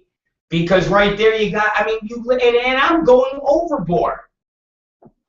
Again, why would you think that the business needs all of this content when you have awards like the Fannies that have fans presumably giving girls awards that haven't shot boy-girl scenes in 6, 7, 8 months? So the content that they're basing their fan awards on is content that is old. I mean, you would, if you talked to a fan and told them that Lexi Bell doesn't do guys and hasn't done guys in almost longer than a half a year, they would go, no! And you would go, yep. And they would go, no! And you would go, yeah. Shit. I could literally go out there and get enough content of Katie Summers to put out on the market, and you people would imagine that she is doing scenes. For Christ's sakes, Mike South, that moron, did a piece a week or 2 ago trying to defend his own disease spreading, where he tried to use AXEL BRAUN as not being the pass system, and he tried to use the fact that Katie Summers goes out and works and then comes and fucks me, and I'm not in the pass system. And it's like, Mike is under the impression that Katie Summers is an active performer. Why? Because she cams. Why? Because all of her content for the couple years she shot is still active out there. You could still go to Katie Summers' website, which she gets paid from every month, and look at her sucking dicks and fucking shooting loads in her face. You could still buy content that had you. Matter of fact, I'll give you one better. The brand new Eli Cross movie that Wicked Pictures and Eli Cross last week, I think it was, that we're making a big deal of, called The Pornographer, which is funny because it's a ripoff of the name that we did over a decade ago. We made a movie called The Pornographer, which was huge. And I think we even won an award for it or something for it. But Jasmine St. Clair was in it. And that movie, Katie Summers shot a scene over 3 years ago for it. She shot a scene 3 years ago. Eli Cross, Bryn Pryor, shot the scene with Katie Summers 3 years ago. And I think Katie told me that she saw Eli last year and said, whatever happened to that scene? And he goes, maybe it'll come out. Well, ladies and gentlemen, the movie Pornographer that Wicked just put out that has Kylie Ireland's fat ass in it as her comeback scene has Katie Summers on the cover of the box, a small little picture. She's names on the box, and the scene was shot 3 years ago. And that movie is garnering all this publicity from AVN and XBiz, and Wicked is touting it as this great new feature. Well, it ain't that new, considering the scene with Katie Summers is 3 years old. So guess what? A fan or a consumer, which either or they want to be called, is going to pick that movie up. They're going to watch it, and they're going to go, wow, look at this hot new movie from Wicked. And then they're going to see Katie Summers and go, wow, look at Katie Summers.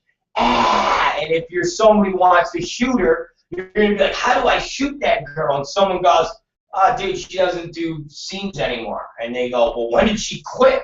Right after this movie was done? And then someone goes, nah, man, that scene she did in that movie is over 3 years old. And they go, wow, that's pretty deceiving. Duh! Welcome to porn, you stupid motherfucker. Welcome to porn. Welcome. Line right up for the greatest con in the world. You stupid motherfuckers. So, not to beat a dead horse, Gibby, but, you know, the fans, if they pick the Fanny Awards, are basically then basing their selection off old content, which makes it pretty,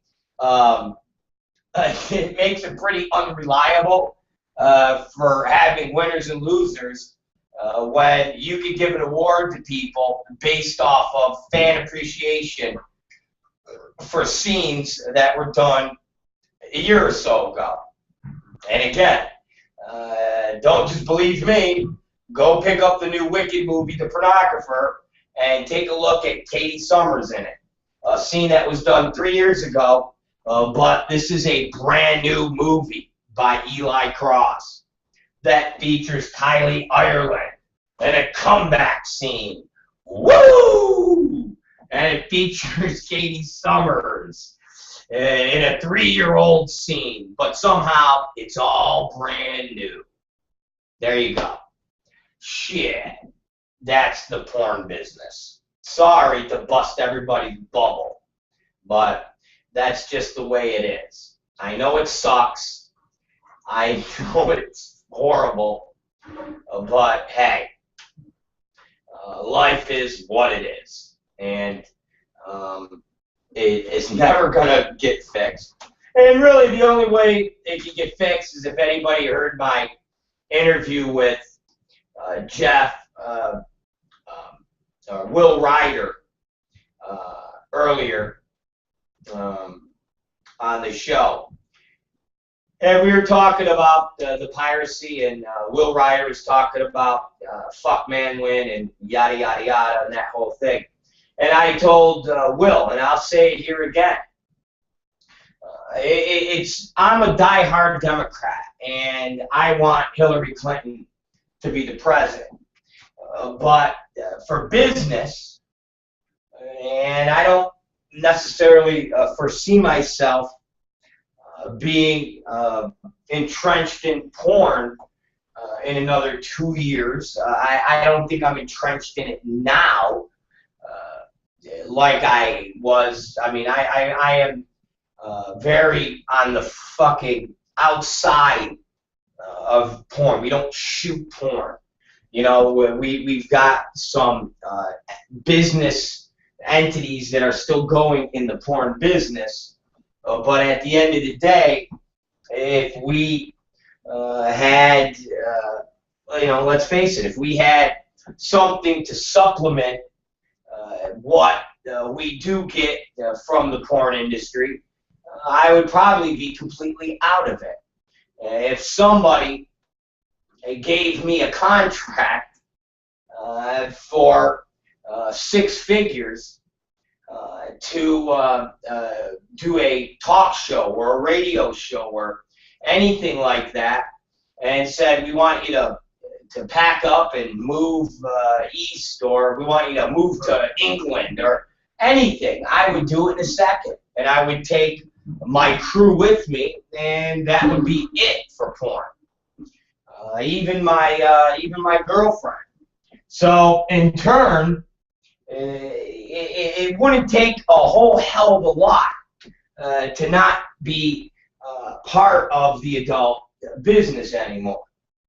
And so in turn, me talking about the future with piracy and stuff, I could only imagine that, or I should say, I could only hope that I won't be sitting here doing the exact same thing 2.5 years from now when it's time for a new administration.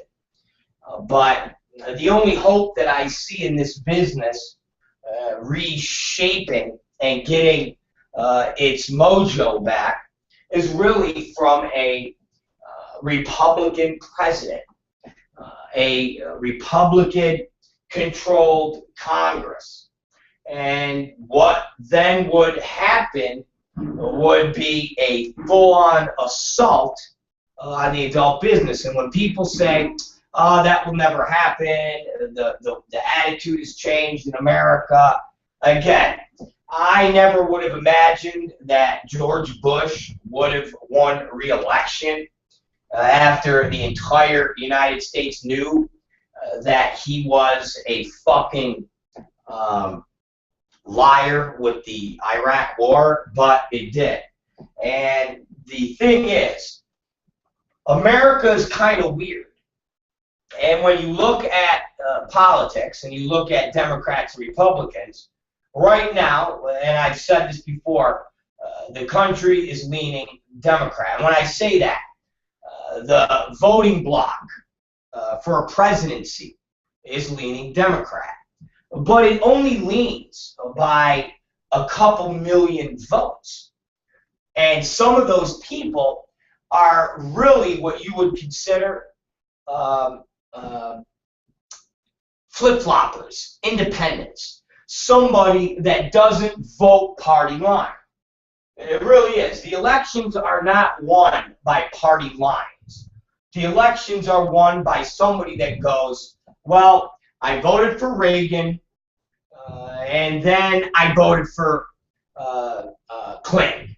Those are the people that win the elections. It's somebody that goes, I voted for Jimmy Carter, and on re-election, I went with Reagan.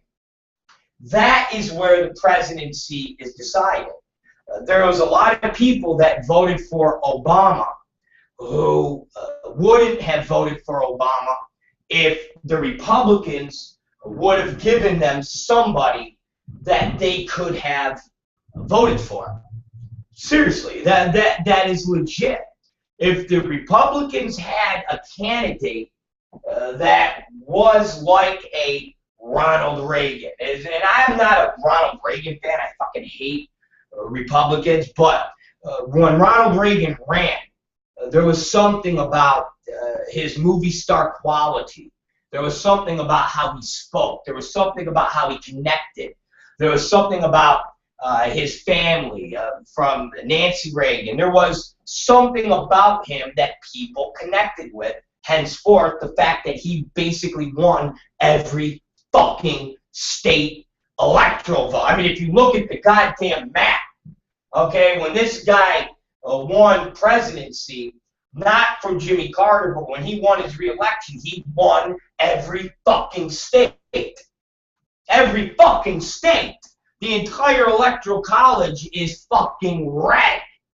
So, you win and lose elections by a couple million people that go, I voted Democrat, now I'm going to vote Republican.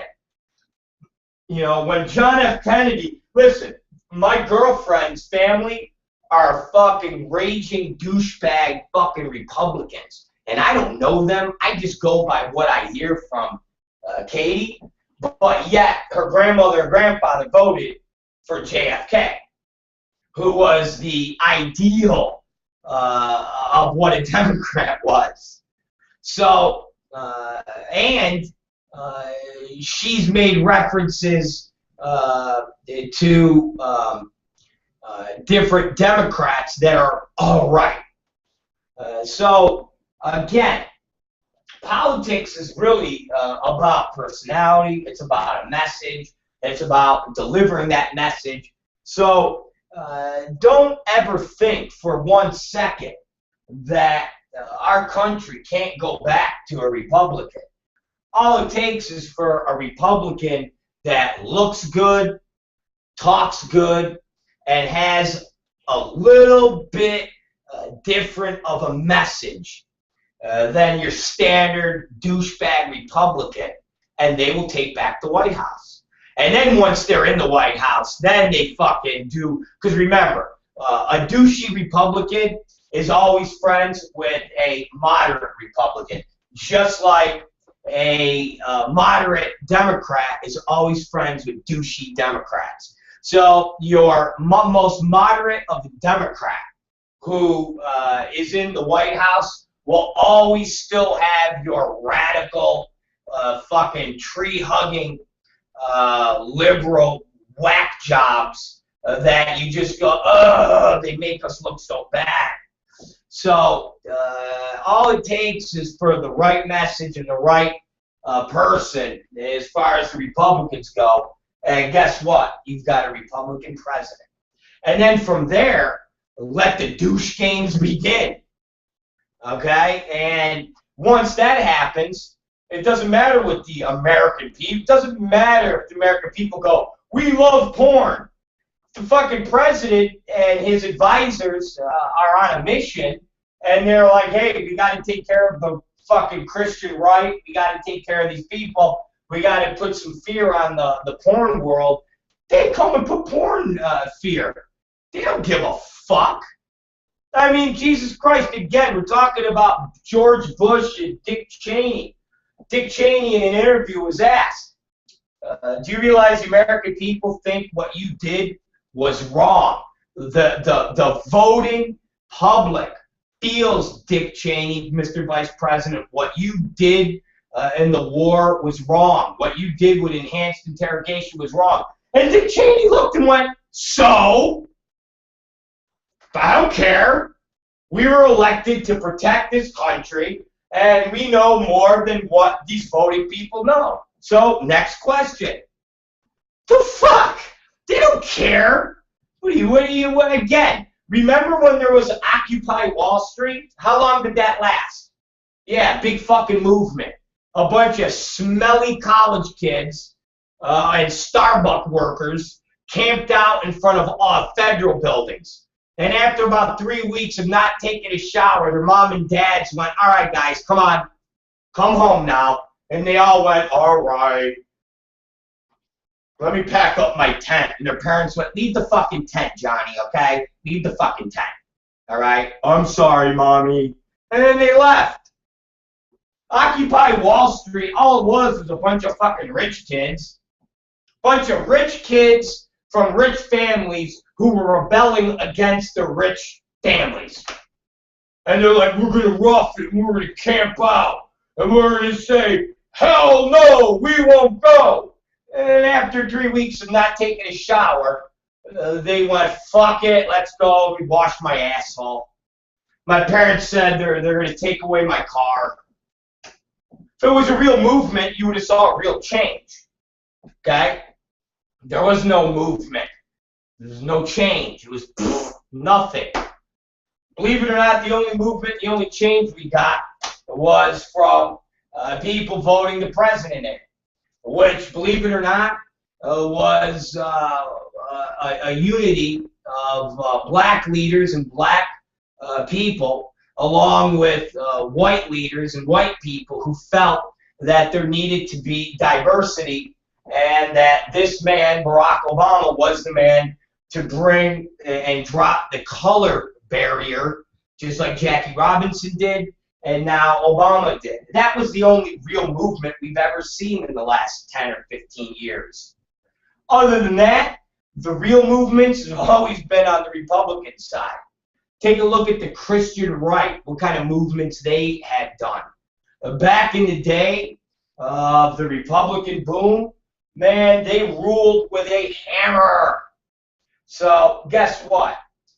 You get a Republican back in the goddamn White House, and that will be really the only way that the adult business will wind up getting cleaned up. And when I say cleaned up, just like Jeff Mullen said, the way to access pornography, the way you get with a the way you get access to pornography, the way it's accessible, all of those things, if the Republicans got in office and clamped down on it, I mean, think about it. There's always been talk of having one area of the website created, this .xxx, where all the porn would go. Now, you guys think that that's something that wouldn't get passed if there was a Republican in office? Remember, you get a Republican president and you get a Republican control of Congress, you bet your ass there would be a fucking .xxx. Well, you bet your fucking ass. Who the fuck is going to argue? Who would argue with the President of the United States and members of Congress that are in a powerful position to say, hey, we want to take all this porno and stick it in this one area, just like you have a .org? You would have people go, okay, I don't give a fuck if you have millions of Americans going, no, no, no. Just remember, you had millions of Americans arguing and fighting about the Iraq war, and guess what the Republicans said? Fuck you. That's what they said. And it even went so far as that when Obama took office, it took him a couple years to pull people out, because the people that he needed to be with him to get troops out said, fuck you, you gotta wait. I mean, we went into Afghanistan and Obama had to load up on troops. He didn't want to do that. But members of Congress said, this is what we got to do, asshole. And people in his own party said, this is what we got to do, asshole. And he went, and they said, we only got to do it for about 2 years, and then you can pull everybody out. So Obama said, so basically this Iraq, Afghanistan money grab is going to last 10 years. And everybody went, yeah. And he went, fine. So you would see the government, if you had a Republican president, that would be the first push.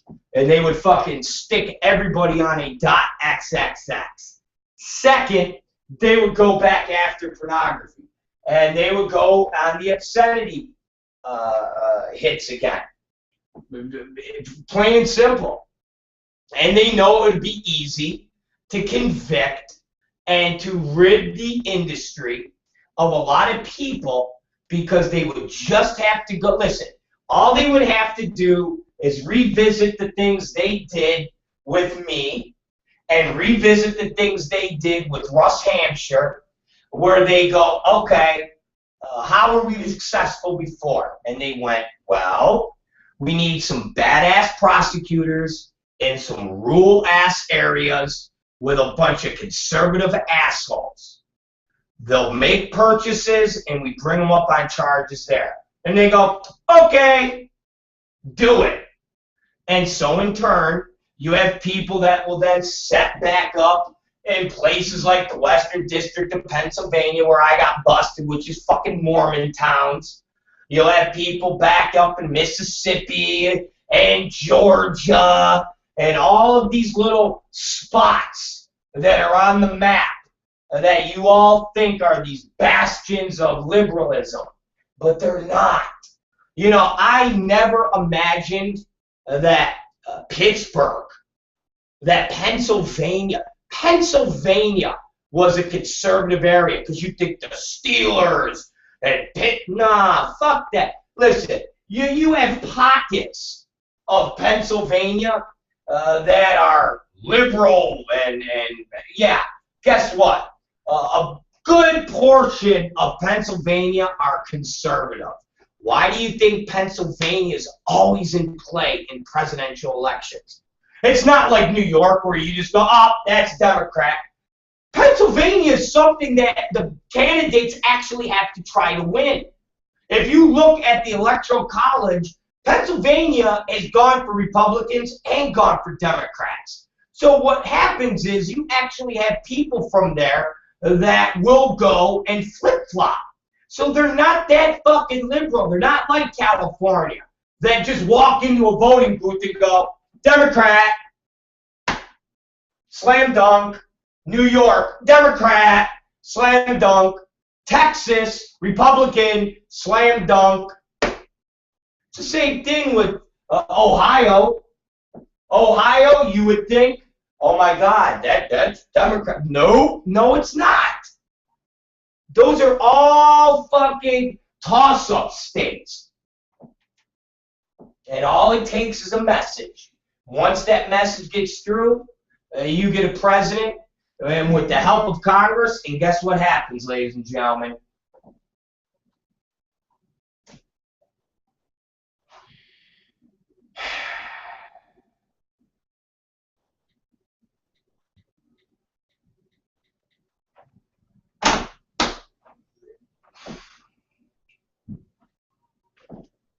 That's all it takes, ladies and gentlemen, is for that to happen. When that happens, what you have is a recipe for a change in this industry. Because the minute you get busts going in this business, you'll see people fucking bail out, especially corporate people. Okay?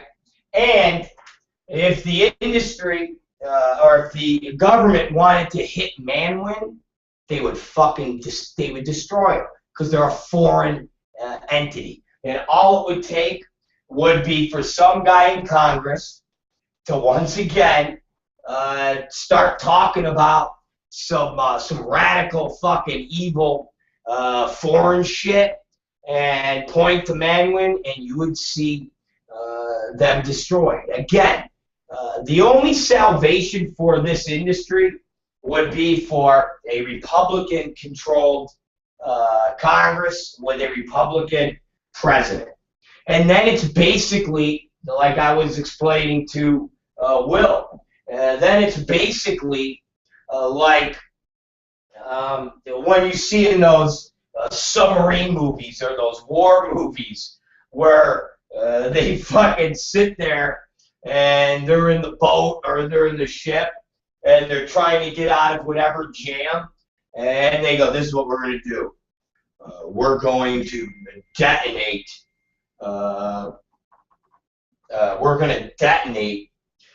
this bomb.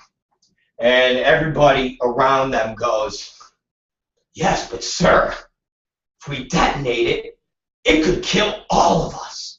And the guy goes, well, hey, that's just going to be the risk we take, because if we don't, one thing I can guarantee you, we're all gonna die.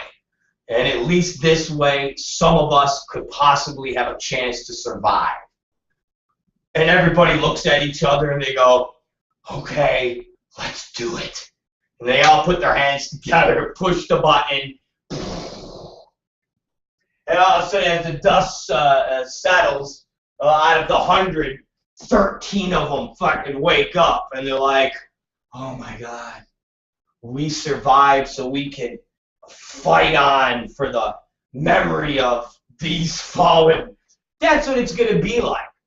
It's really going to be like wishing for a Republican president and a Republican control, and going, yeah, but they could go after you too.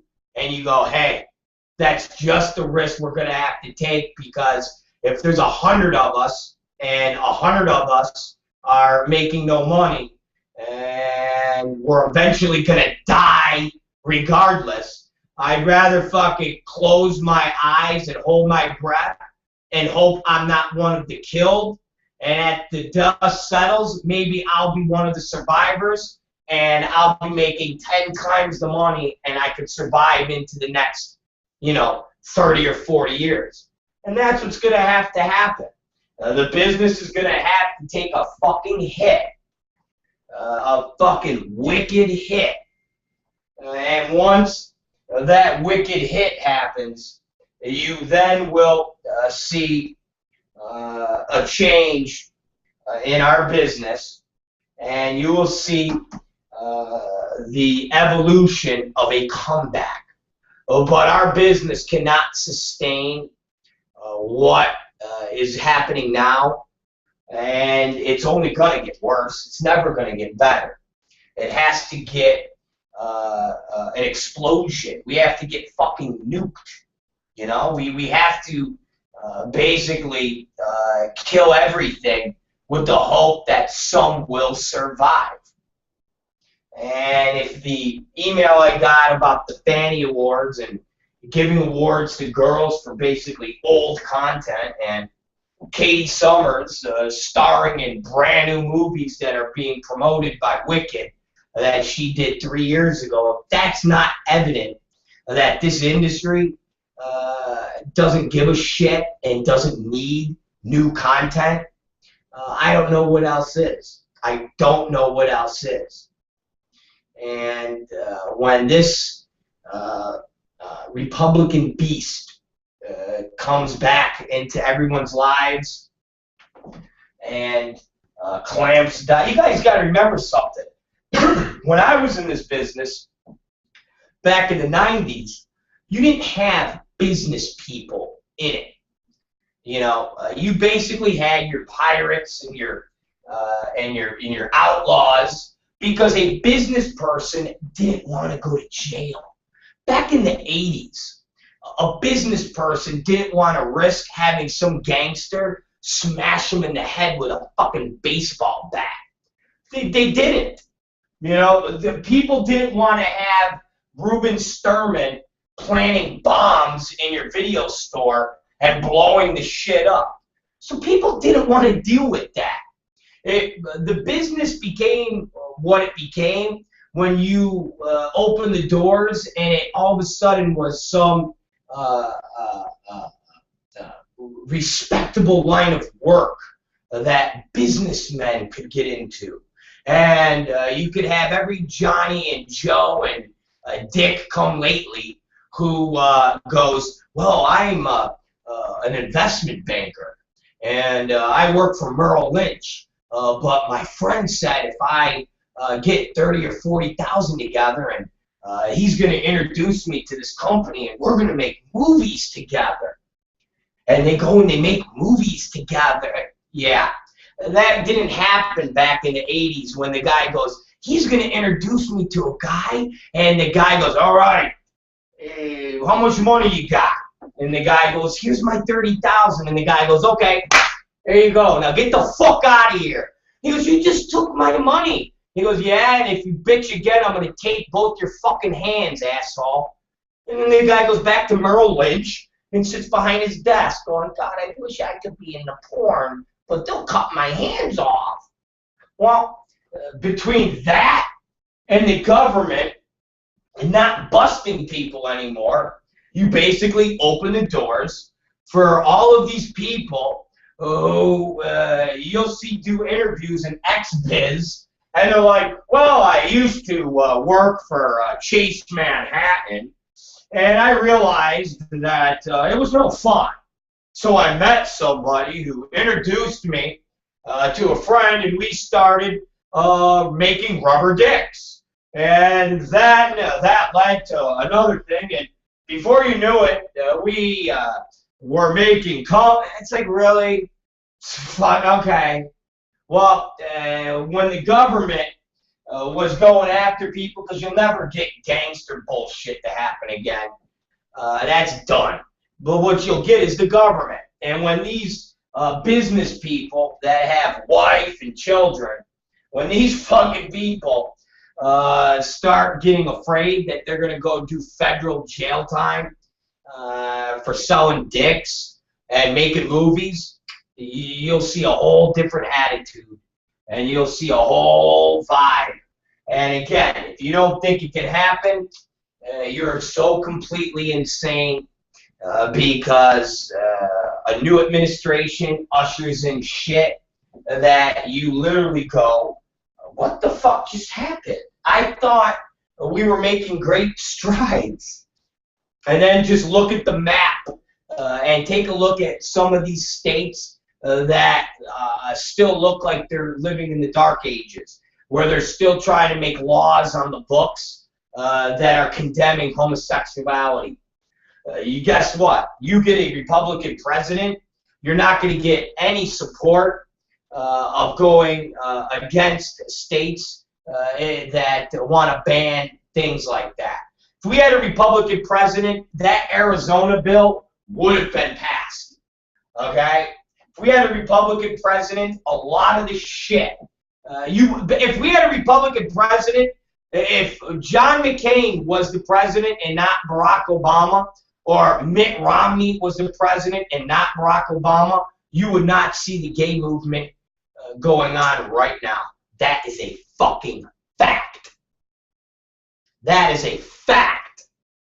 If Obama wasn't in the office, you wouldn't see the gay movement and what it is. Because Mitt Romney and John McCain would have destroyed any chances that any of the gay people had to ever make any strides. That is a fact, ladies and gentlemen.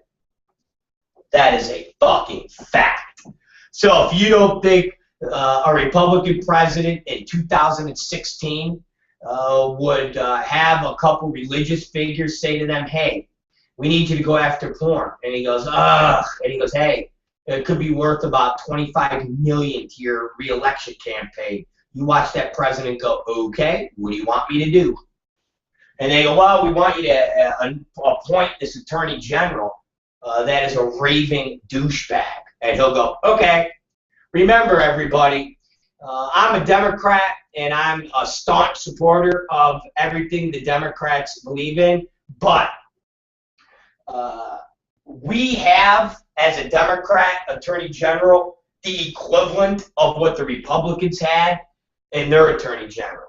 Because our attorney general, Eric Holder, is just as liberal and as feisty and as tenacious as a Democrat as John Ashcroft was for the Republicans. All right, trust me, Eric Holder is a son of a bitch. And guess what?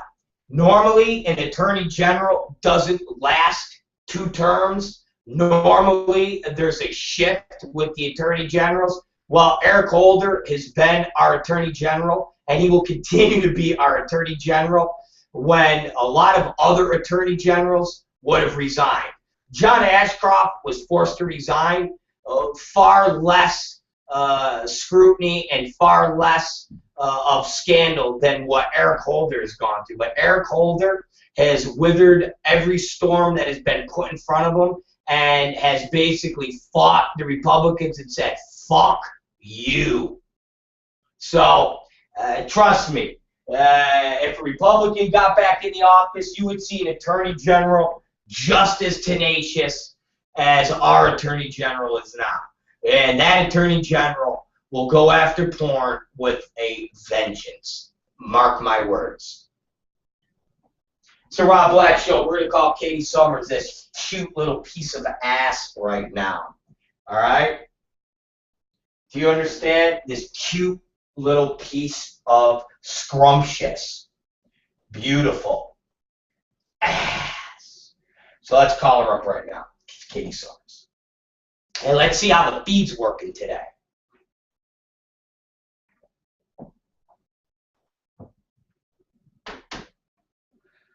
Shalom, Katie Summers. This is Rob Black. This is the Rob Black Show. And we are proud to have you on our program.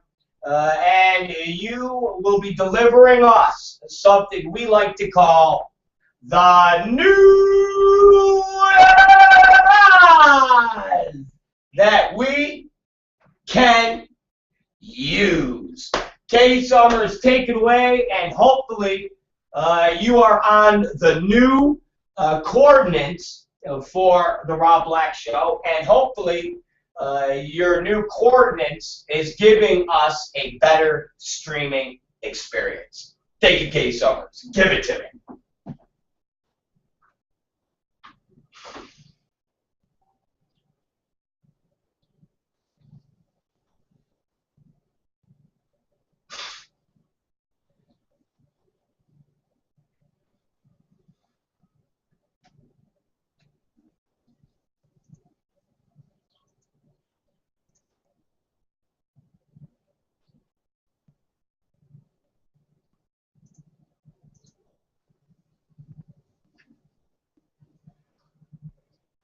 Well, here's my I guess my speech. Basically, I sent you the coordinates, the file. What you would have done was downloaded that, and you would have put that on your desktop.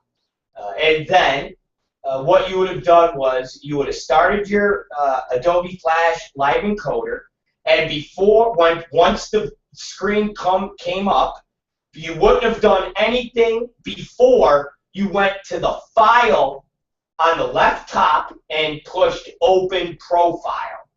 When you clicked Open Profile, you then would have opened the new profile I sent you. Once you opened that profile, your screen would have popped, messages would have popped up, and one of the messages would have said something about things changed in your settings. You would have pushed OK, and then what you would have done was push Start. Once you push Start, the code box would have come up, and you would have entered the codes that I sent you with these new coordinates. Once I did that, your screen would have popped on, and we should be looking at you. And if you did all of that right, everything should be working properly. You could get a cookie, and I'm going to try to get you a panda. I'm still working on it.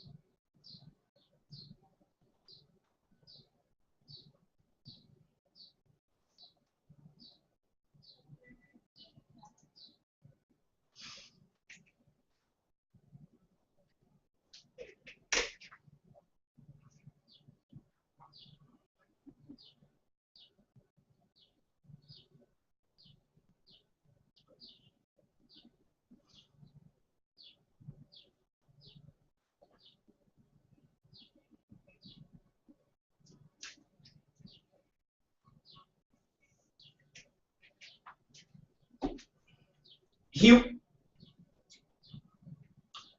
right, wait a minute. So what you're saying is a man was accused of licking people's eyeballs?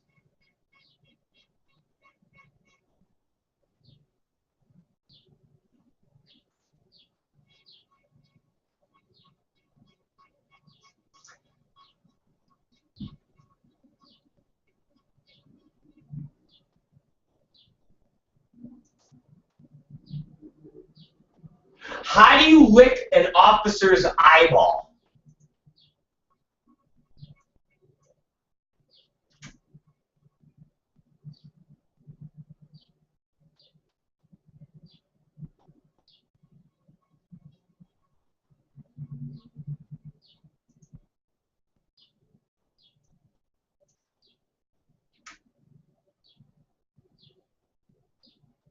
For licking eyeballs.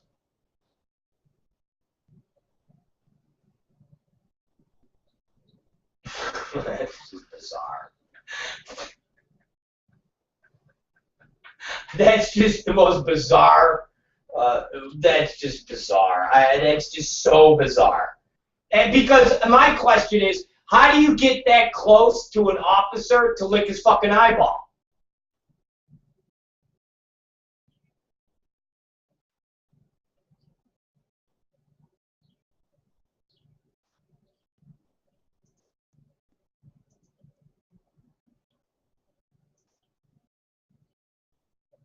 Okay.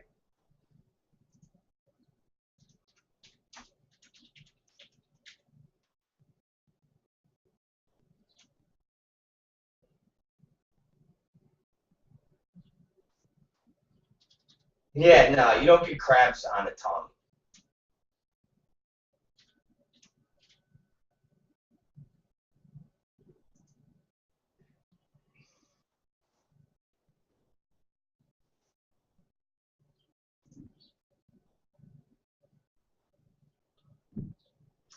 Now okay. First off, chlamydia of the throat definitely could have given. He could definitely have given the guy, the cop, chlamydia of the eyeball. That's true. Secondly, if he had herpes in his mouth, and he licked the eyeball, he could have given him herpes. I don't know if you can get herpes of your eyeball, but the thing here, okay, Catherine, here's my thing. You keep saying eyeball. In order to get into the eyeball, the cop would have had to like opened his eye, like left it wide open, and then the person would have like stuck his tongue in the eyeball. Why do you say eyeball? Isn't it just the eye?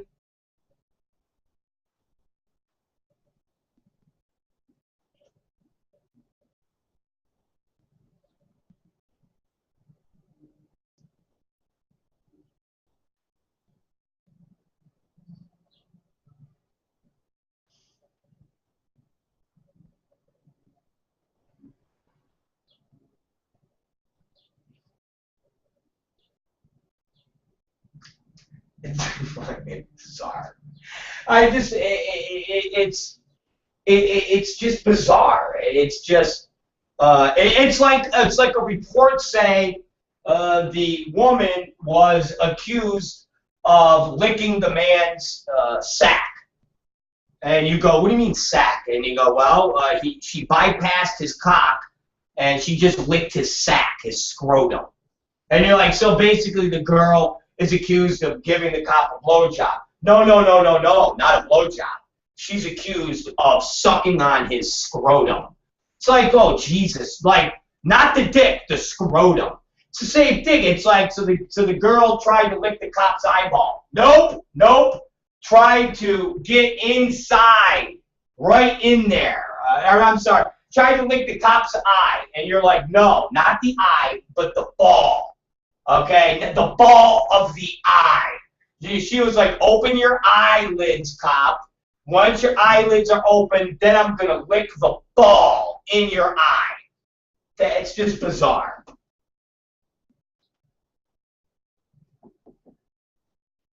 What state is this in? Florida?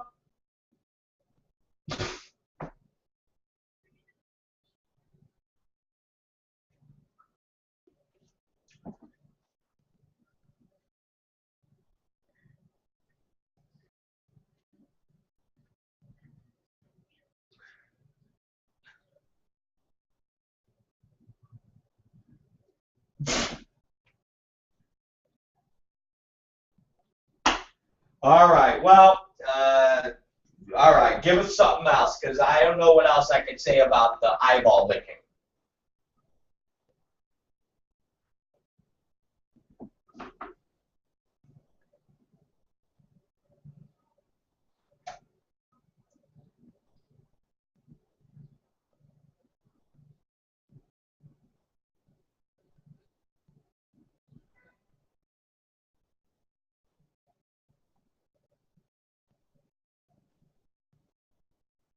So,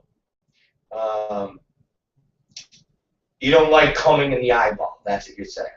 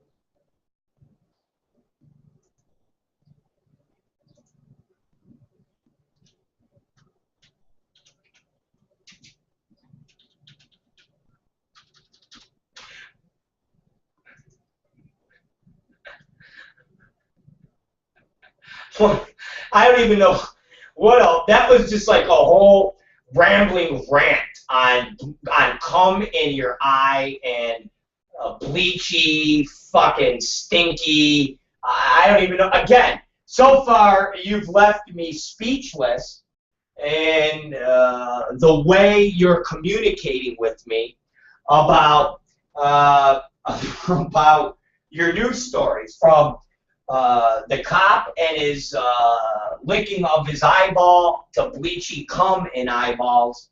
I don't know what to tell you. And, Catherine, let me say this, and I don't want to jinx anything, but I'm getting told that the new coordinates and the new feed right now is the best it's ever looked since we have done this telecast. It is phenomenal. That is what I'm getting told. There is no lag. This is exactly what I'm hearing. The feed has never been better. No lag whatsoever. Nobody talking over the other. It is great. So we'll see. We'll see. Hopefully nothing will jinx it, and you won't fucking fuck with anything and break with shit. Because I know you, and you fuck shit up.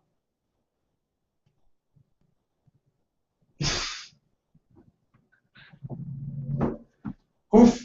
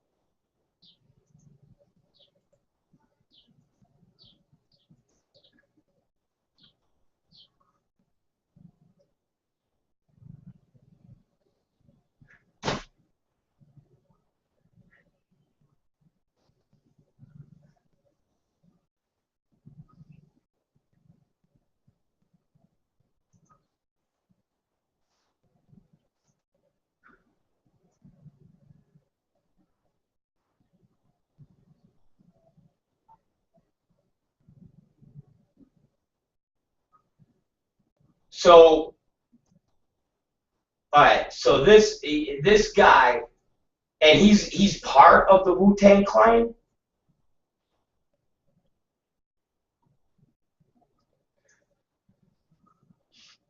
So, okay, first off, what did they say? What North Hollywood apartment? Was he near our apartment? Was he in our apartment? Not our physical apartment. Not in our not in our apartment. Like while I'm sitting here at work, he's hanging out with you, and you're playing with his big black cock. I'm not talking about that. I'm saying, is he the black guy? Was he below us? You know how underneath us, where the apartment is, we have a black guy that lives underneath us, and we can always smell him smoking weed.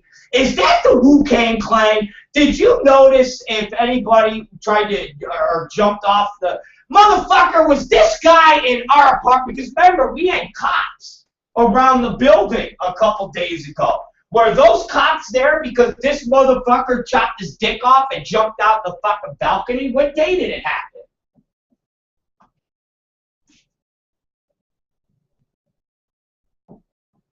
Are you sure?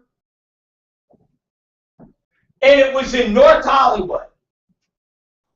I'm telling you, it's got to be somewhere near us because the only nice place, I would imagine that a member of the Wu-Tang Clan, not that they're fucking Jay-Z or anything, but I got to imagine that a member of the Wu-Tang Clan actually has a couple dollars, and the only nice places in North Hollywood are where we are at. So I think this fucking guy was in our neighborhood, and I'm trying to think of when we've seen police officers and when we've seen helicopters, because you got to imagine that was a big deal for a guy first to cut his dick off. And did he throw it out the window first and then jump, or was his dick left in his apartment? Do you know?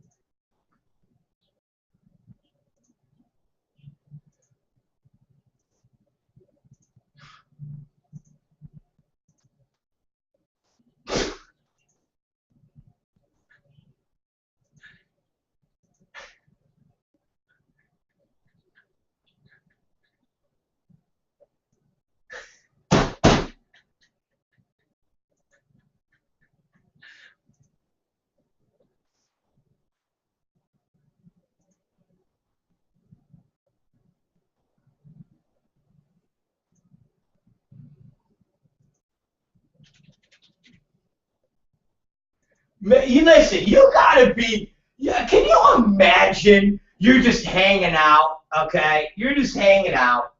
Let's imagine this, Katie Summers.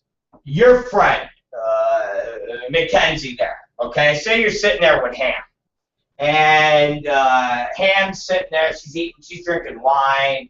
Her boyfriend's there. A couple other friends are there. You get up to go piss, okay? Or maybe you go in the room because I'm in there and I'm fixing my hair so I can look pretty. And all of a sudden we hear this commotion and we walk out and Mackenzie's tits are just laying on the floor and she's screaming and yelling and she's like, ah! And she jumps off the balcony. What the fuck kind of react? I mean, I couldn't imagine. Like, what do you do? Like, what the fuck were these people, what were his friends thinking when the dude's dick is just laying there, this big black dick? It's like a human dildo just laying on a coffee table. And this motherfucker is out of the window and he's running around on fucking Lancashire Boulevard bleeding. And his dick is just, like, what do you do? Do you grab his dick? Do you put it in a bag? Would you grab your girl's tits and put them in a fucking Ralph's plastic bag or Boss's poop bag? What would you do if one of your friend's tits were just chopped off laying there on a fucking coffee table?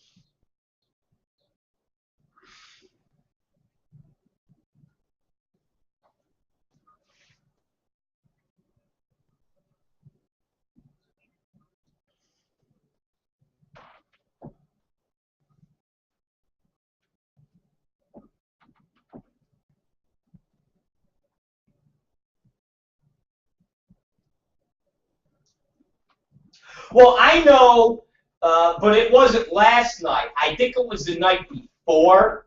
One of those nights this week, I think it was this week, there was like 3 cop cars out in the front of our building, and there was a bunch of fucking chocolates outside, and they were all hanging out, and people were talking to cops.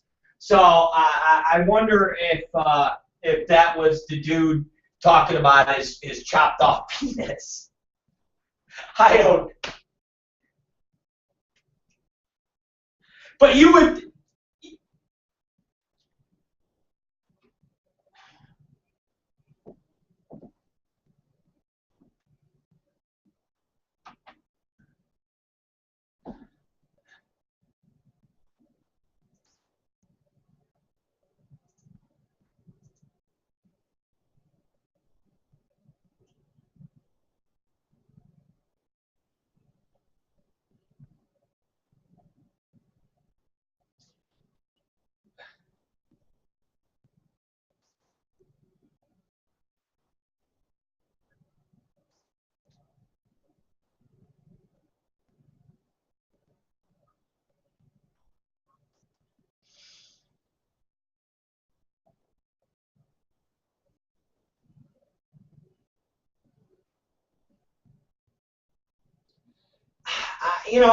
I don't.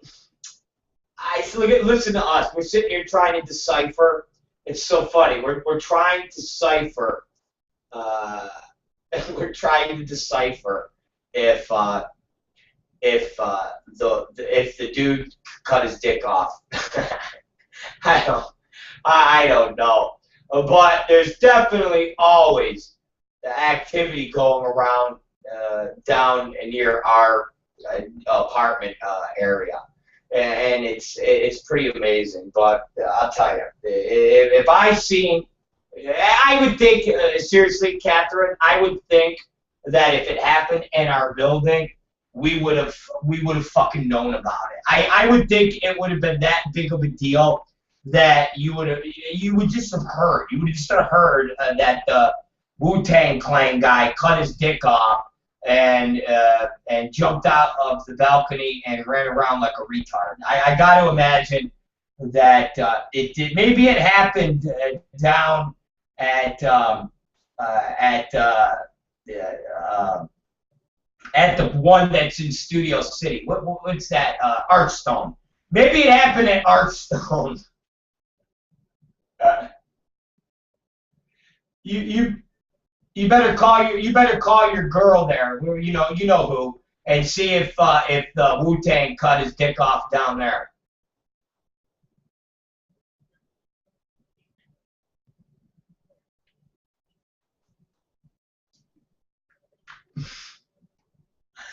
All right, give me another story. We've been talking about, so far this morning, we've talked about chopping dicks off, licking eyeballs, and cum in the eye. Come on now. This is just getting out of fucking hand.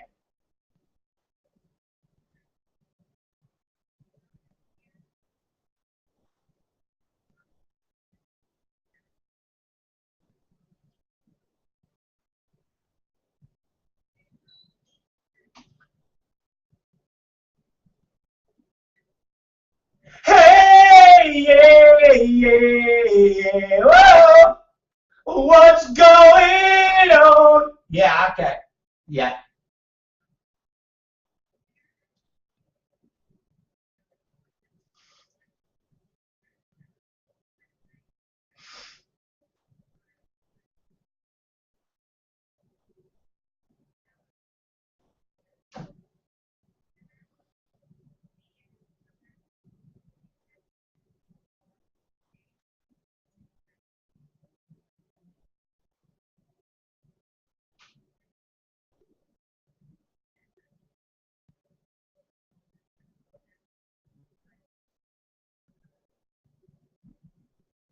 They're not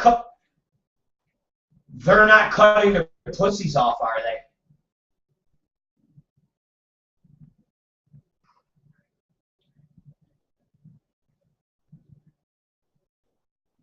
Well, you can get a knife and cut your. Yeah, you can. You could easily take a knife and cut into where the pussy lips and everything are, and just gut that pussy itself out. You can't gut the hole because it's a hole, but you can cut that meaty thing off. Like if a girl wore spandex pants and on the side it looked like she had a little dick, you could cut that off.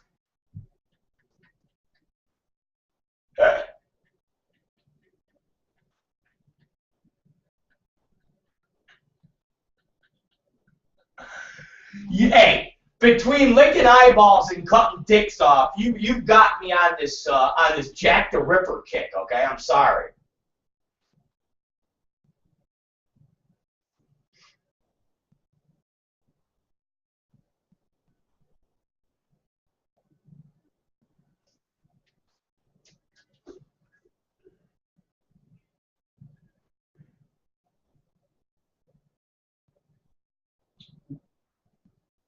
Because wait a minute, not to interrupt you.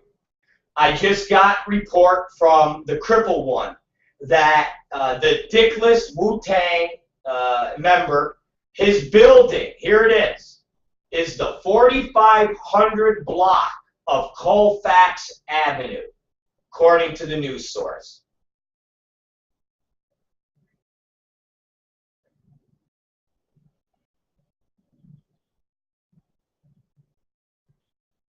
It's about a mile away, right? All right. There.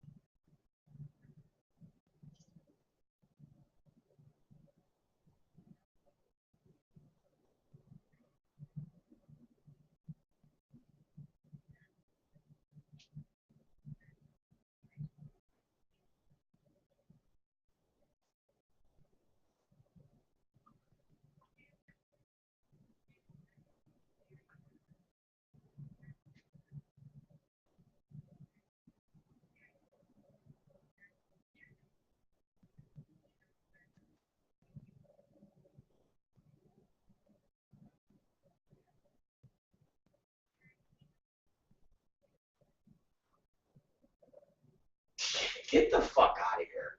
Are you being serious?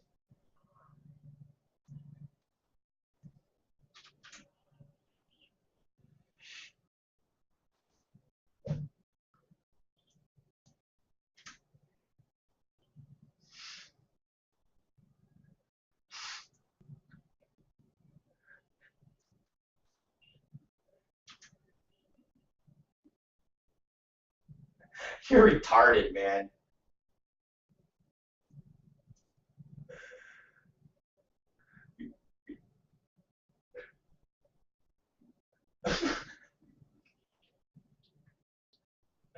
All right, I'm going to sit on it. Stupid.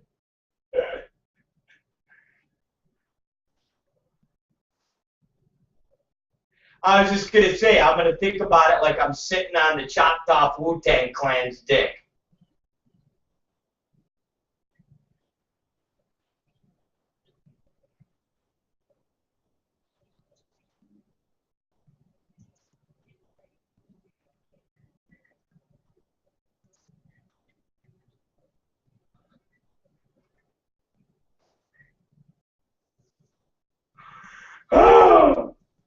Oh man, but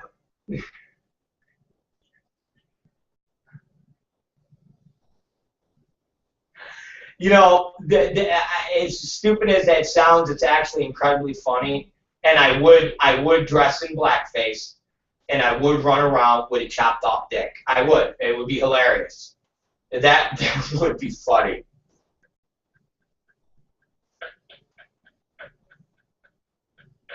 That would be funny. I'll admit that'd be funny. Let me tell you something. When the new production schedule starts, ladies and gentlemen, you're going to be seeing things like that. And you're going to laugh your asses off. Because we're going to be playing shorts like that. And, yeah, that's, you know what? Fuck, Catherine, you have to put that in the archive of something to do. Where I'm just hanging out. Me and you, we'll both be in blackface. We'll just be in blackface, and we'll be like talking, and I'll just start freaking out, chop my dick off, and run around the street with my bloody dick.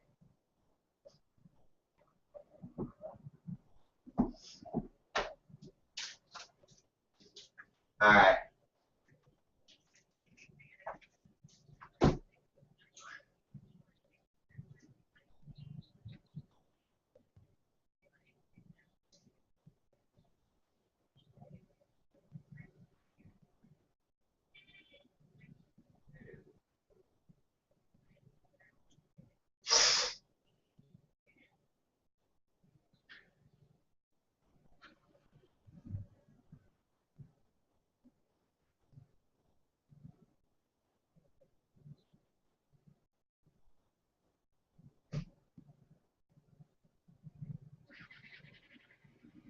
All right. Well, all right, do it. I love it. All right, give me something else. Hey, hey, oh, Katie, what's going on? How's that?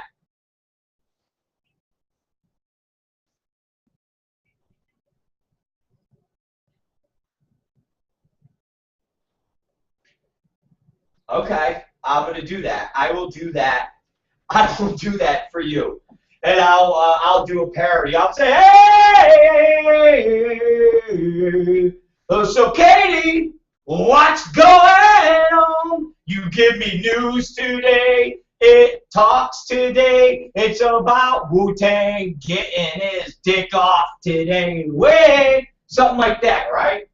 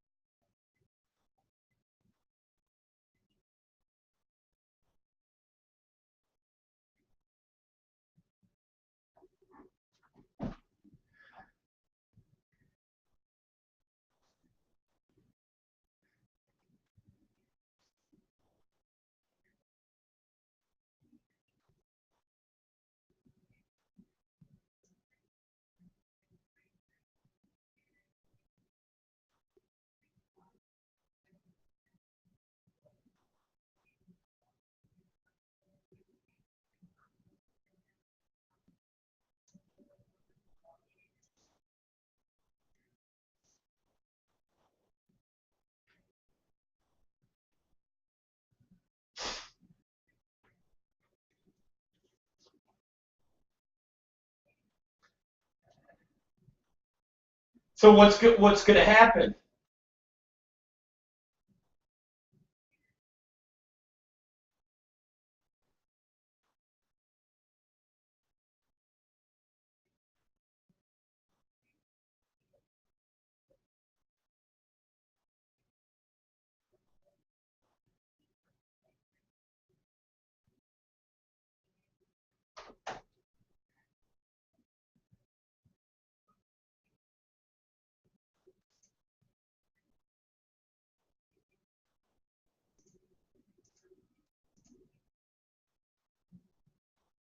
So what? She ran him over. Not a big deal.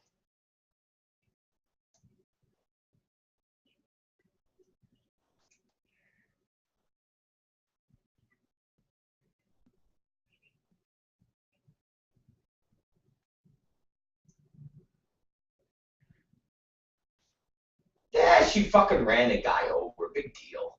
It's not a big deal.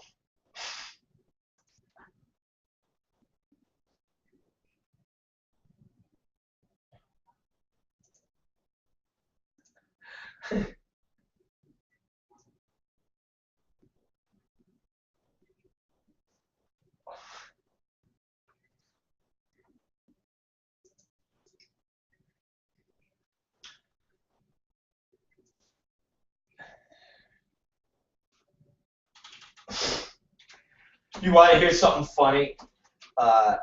Back when I lived in Rochester, New York. Oh, this is so funny. And this is the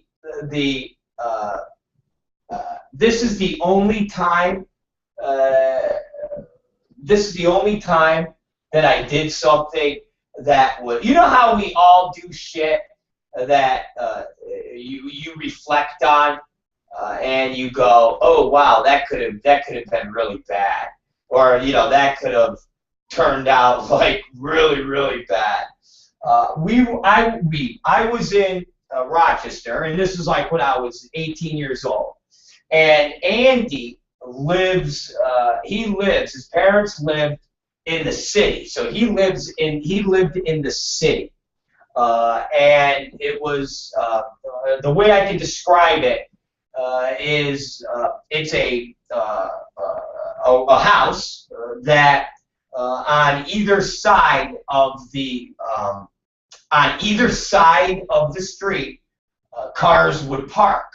So cars could park on either side of the street, and you had traffic going up and down. So it's like a residential city street, kind of like when you go into LA or you're in Melrose, and you go down those small streets. And if like two cars are coming down at the same time, it's like a fucking pain in the ass. And if you got a big fucking car, it's like a whole maneuvering thing to try to fucking get through. So I was driving, and I was in a hurry to get to Andy's, and it was raining out. Not real bad, but it was raining enough that it was slightly dangerous to be doing what I was doing.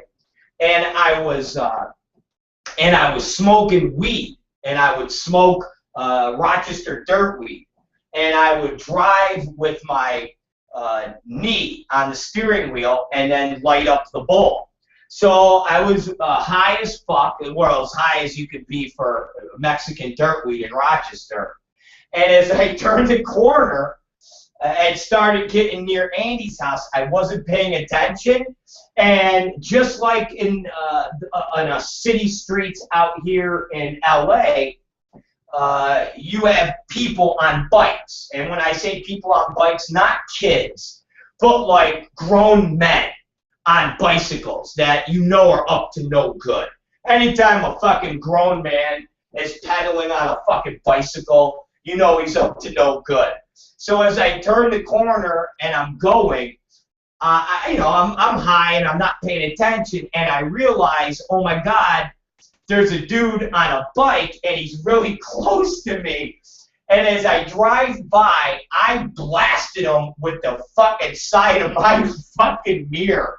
I mean, I must have hit this guy's fucking elbow with the side of my fucking mirror. I mean, I hit this guy so fucking hard that the mirror kind of moved in, and the guy kind of got knocked off his bike.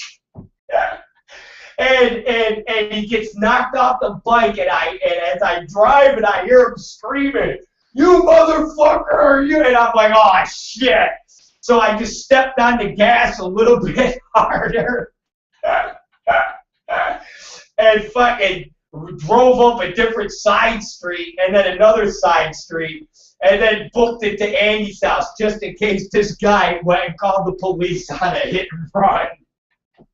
And I remember getting there, and I'm like, Andy, I just hit a dude on a bike. And he goes, did you kill him? And I go, no. I hit him with my mirror and knocked him off. And he started yelling at me. And he goes, fuck him. He's up to no good anyways on a fucking bike. He's probably looking for a house to rob. So I just remember sitting there going, fuck, man. What if I would have ran the guy over? And he's like, well, then you would have gotten in trouble. And he goes, but you just knocked him over. Fuck him. And there's my story of hitting somebody with my car. And I'm confessing that. And I think the statute of limitations are over on hitting a guy on a bicycle with your car and knocking him off, I think. I mean, it's been, fuck, I'm 40. It's 23 years ago. That's statute of limitations, I think, already passed on that. So there you go. There's my 23-year-old hit and run story.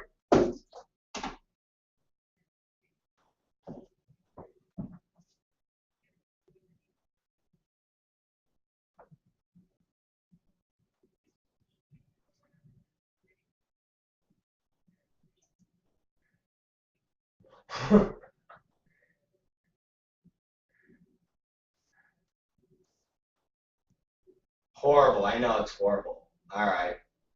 All right. Give me another story. Maybe I did that too.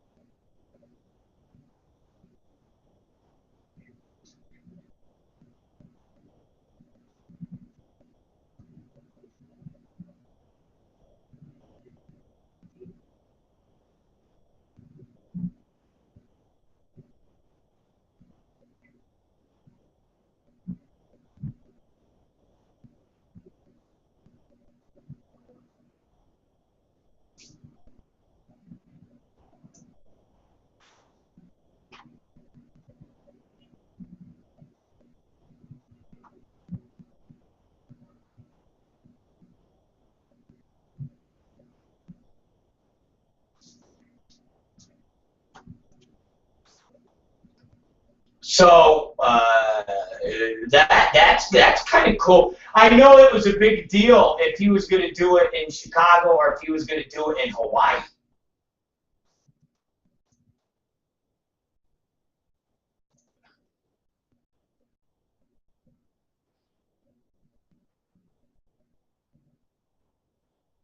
No, no, you dummy. He was senator.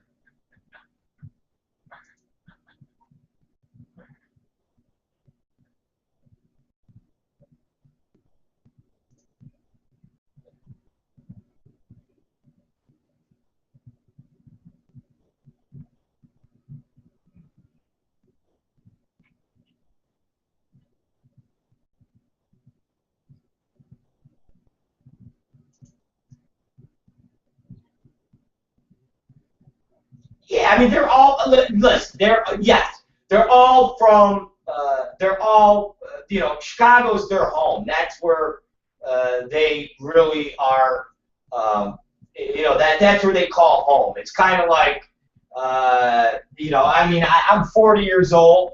I don't know how long I will be on this earth, but let's say I'm on this earth for another 25 years to 30 years, and it's all still in this state of California. If I do anything besides dying, I would still want it all to be here. I consider California my real, my adopted state, considering that I'm 40 now.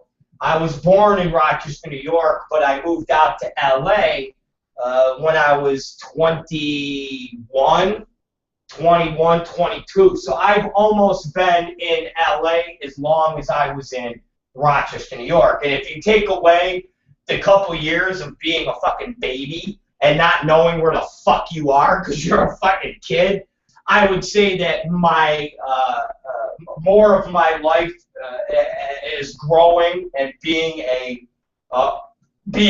person has been in Los Angeles, California. So that's the same with Obama. Most of his life was spent in Chicago, and most of his family, his daughters, everybody is from Chicago. So yeah, everybody makes a big deal out of Hawaii because that's where he was born and so forth and so on. But his real life began in Chicago. His daughters were born in Chicago. You know, his family, Chicago. That is where he is fucking, you know, he's based out of. So, yeah, there you go, Chicago. And I think, though, Hawaii has said that they would like to do something as a second type of tribute, as some type of presidential mini library or something that would reflect the fact that Obama was born in Hawaii and spent some time over there. But for the most part, Chicago is the home of our president.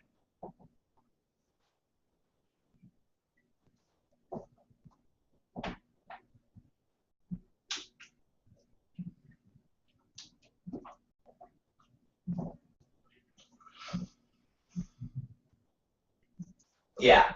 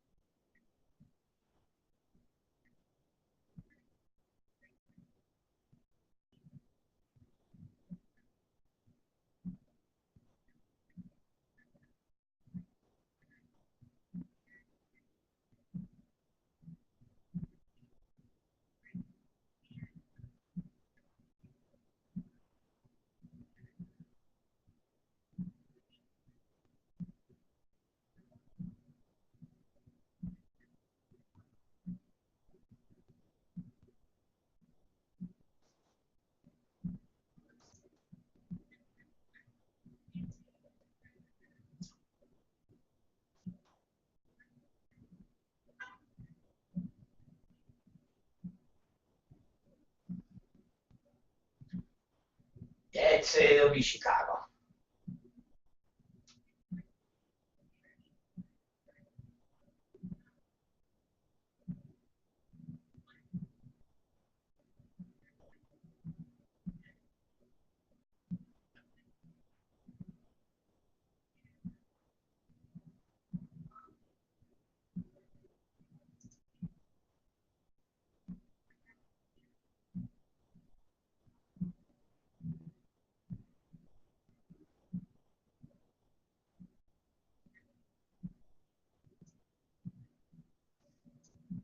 Yeah, they'll do something. They'll do something.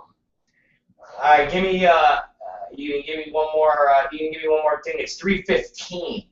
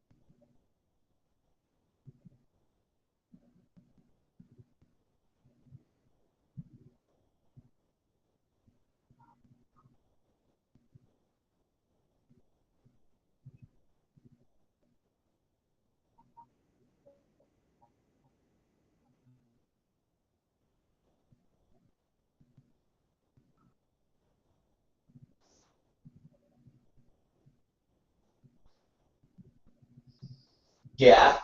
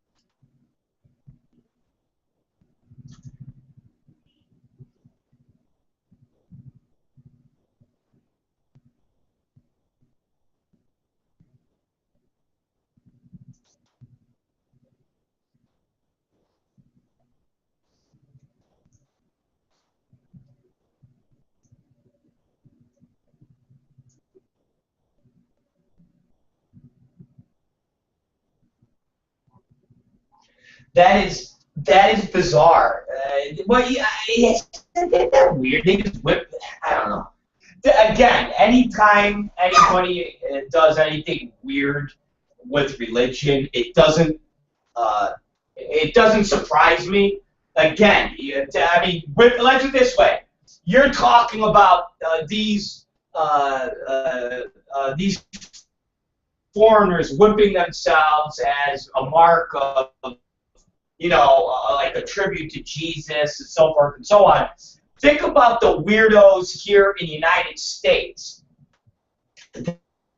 that do the whole snake Bible stuff. Those preachers that they fucking pray with the snakes. And it just happened, what, a month ago, that one of the more famous preachers that does the whole Bible shit with. I mean, there you go. They whip themselves with sticks, and you got wackos here in the United States that dance with fucking rattlesnakes that bite them. And the motherfucker goes, oh shit, well, if I die, it's God's will. And they fucking die! So, you know, whether you're whipping yourself with sticks or you're getting bit by a rattlesnake, I think the concept of doing all of this for religion is kind of fucking retarded. They need to just stick to what God intended, which is give them some fucking money! Give them money and young altar boys to fuck in the ass. They can keep the snakes and sticks home. He just wants money and young altar boys to fuck. And that's it. That's the news that we can use with Katie Summers. So Katie Summers, the beautiful, the sexy, the ever vivacious. Tell everybody where you're going to be right now, and we're going to sign off, my beauty.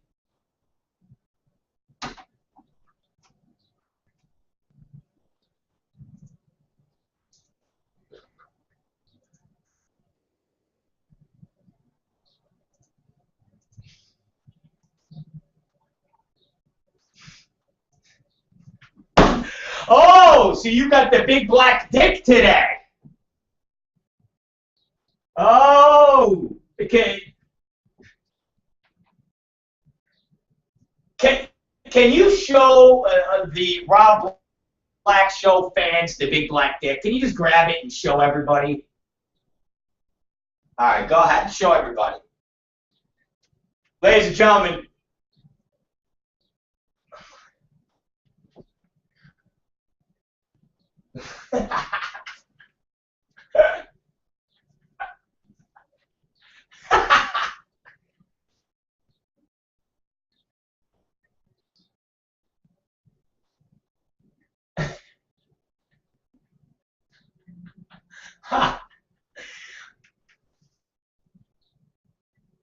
Oh!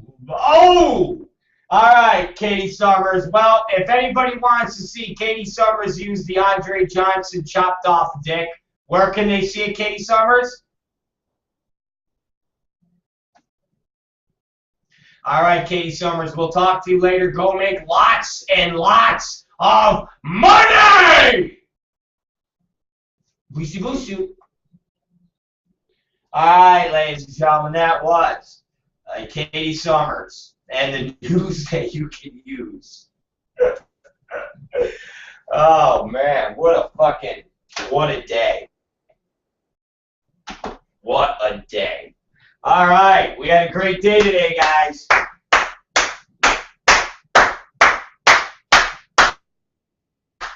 And I'm glad the feed worked out good. I'm so fucking happy, man. I'm really happy about that. Thank you, guys, for bearing with us while we made the adjustments. And I'm very happy that the feed was good today. I'm happy that you're happy. And I'm happy that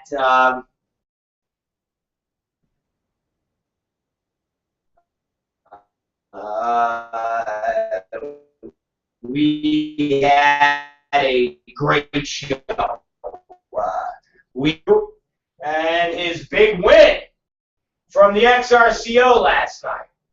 Big win, ladies and gentlemen. And that will be available on YouTube and Adult FYI. Very shortly when we sign off, you'll be able to listen to that full interview. As soon as I take a shit, which I have, it's pushing.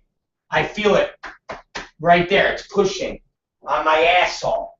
And we're going to take a shit. And when we get done, we're going to post the interview from Will Ryder. And I know Tom Byron is working on that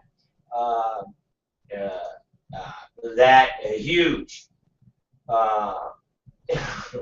And one of my other fans, Curtis, Big Curtis, said, I can't believe she does this show in her undies. Wow, man, wow. And he said, the feed was perfect. Awesome.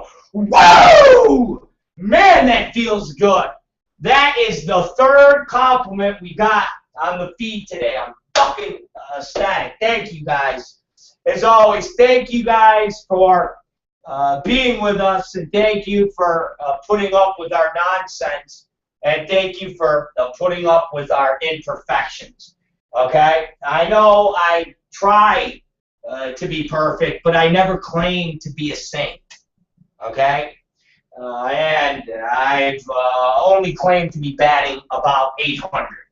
That 200 that I fail on happens sometimes when the live feeds get fucked up. So anyways, we're out of here, you guys. We'll see you tonight at 8 p.m. And the Will Ryder interview will be up shortly. And maybe we'll get another person to join us tonight. Who knows? Who knows who will join us? Who knows who will come? But we do know that we will be back here at 8 p.m. Giving you more of the Rob Black Show. So, to all of you, I wish you a good afternoon and good luck with whatever you're doing for the rest of the day. And go make lots of money. Make tons of it. Okay? Go make tons of money. Tons. Millions. Go make it all. Please. Make trillions. Go. It's the Rob Black Show. We'll see you guys tonight. And don't forget, as we sign off, what do we practice here? Intolerance. We practice hate. We practice destruction. And we actually practice wanting to know where that fucking Malaysian airliner is. That's what we want to know. All right. Here we go. And let's take it out with a band that is known as Slayer. Yes, Slayer. You guys ever heard of Slayer? Well, we're taking it out with Slayer. Here he is. And we'll see you guys tonight. Oh, Jesus.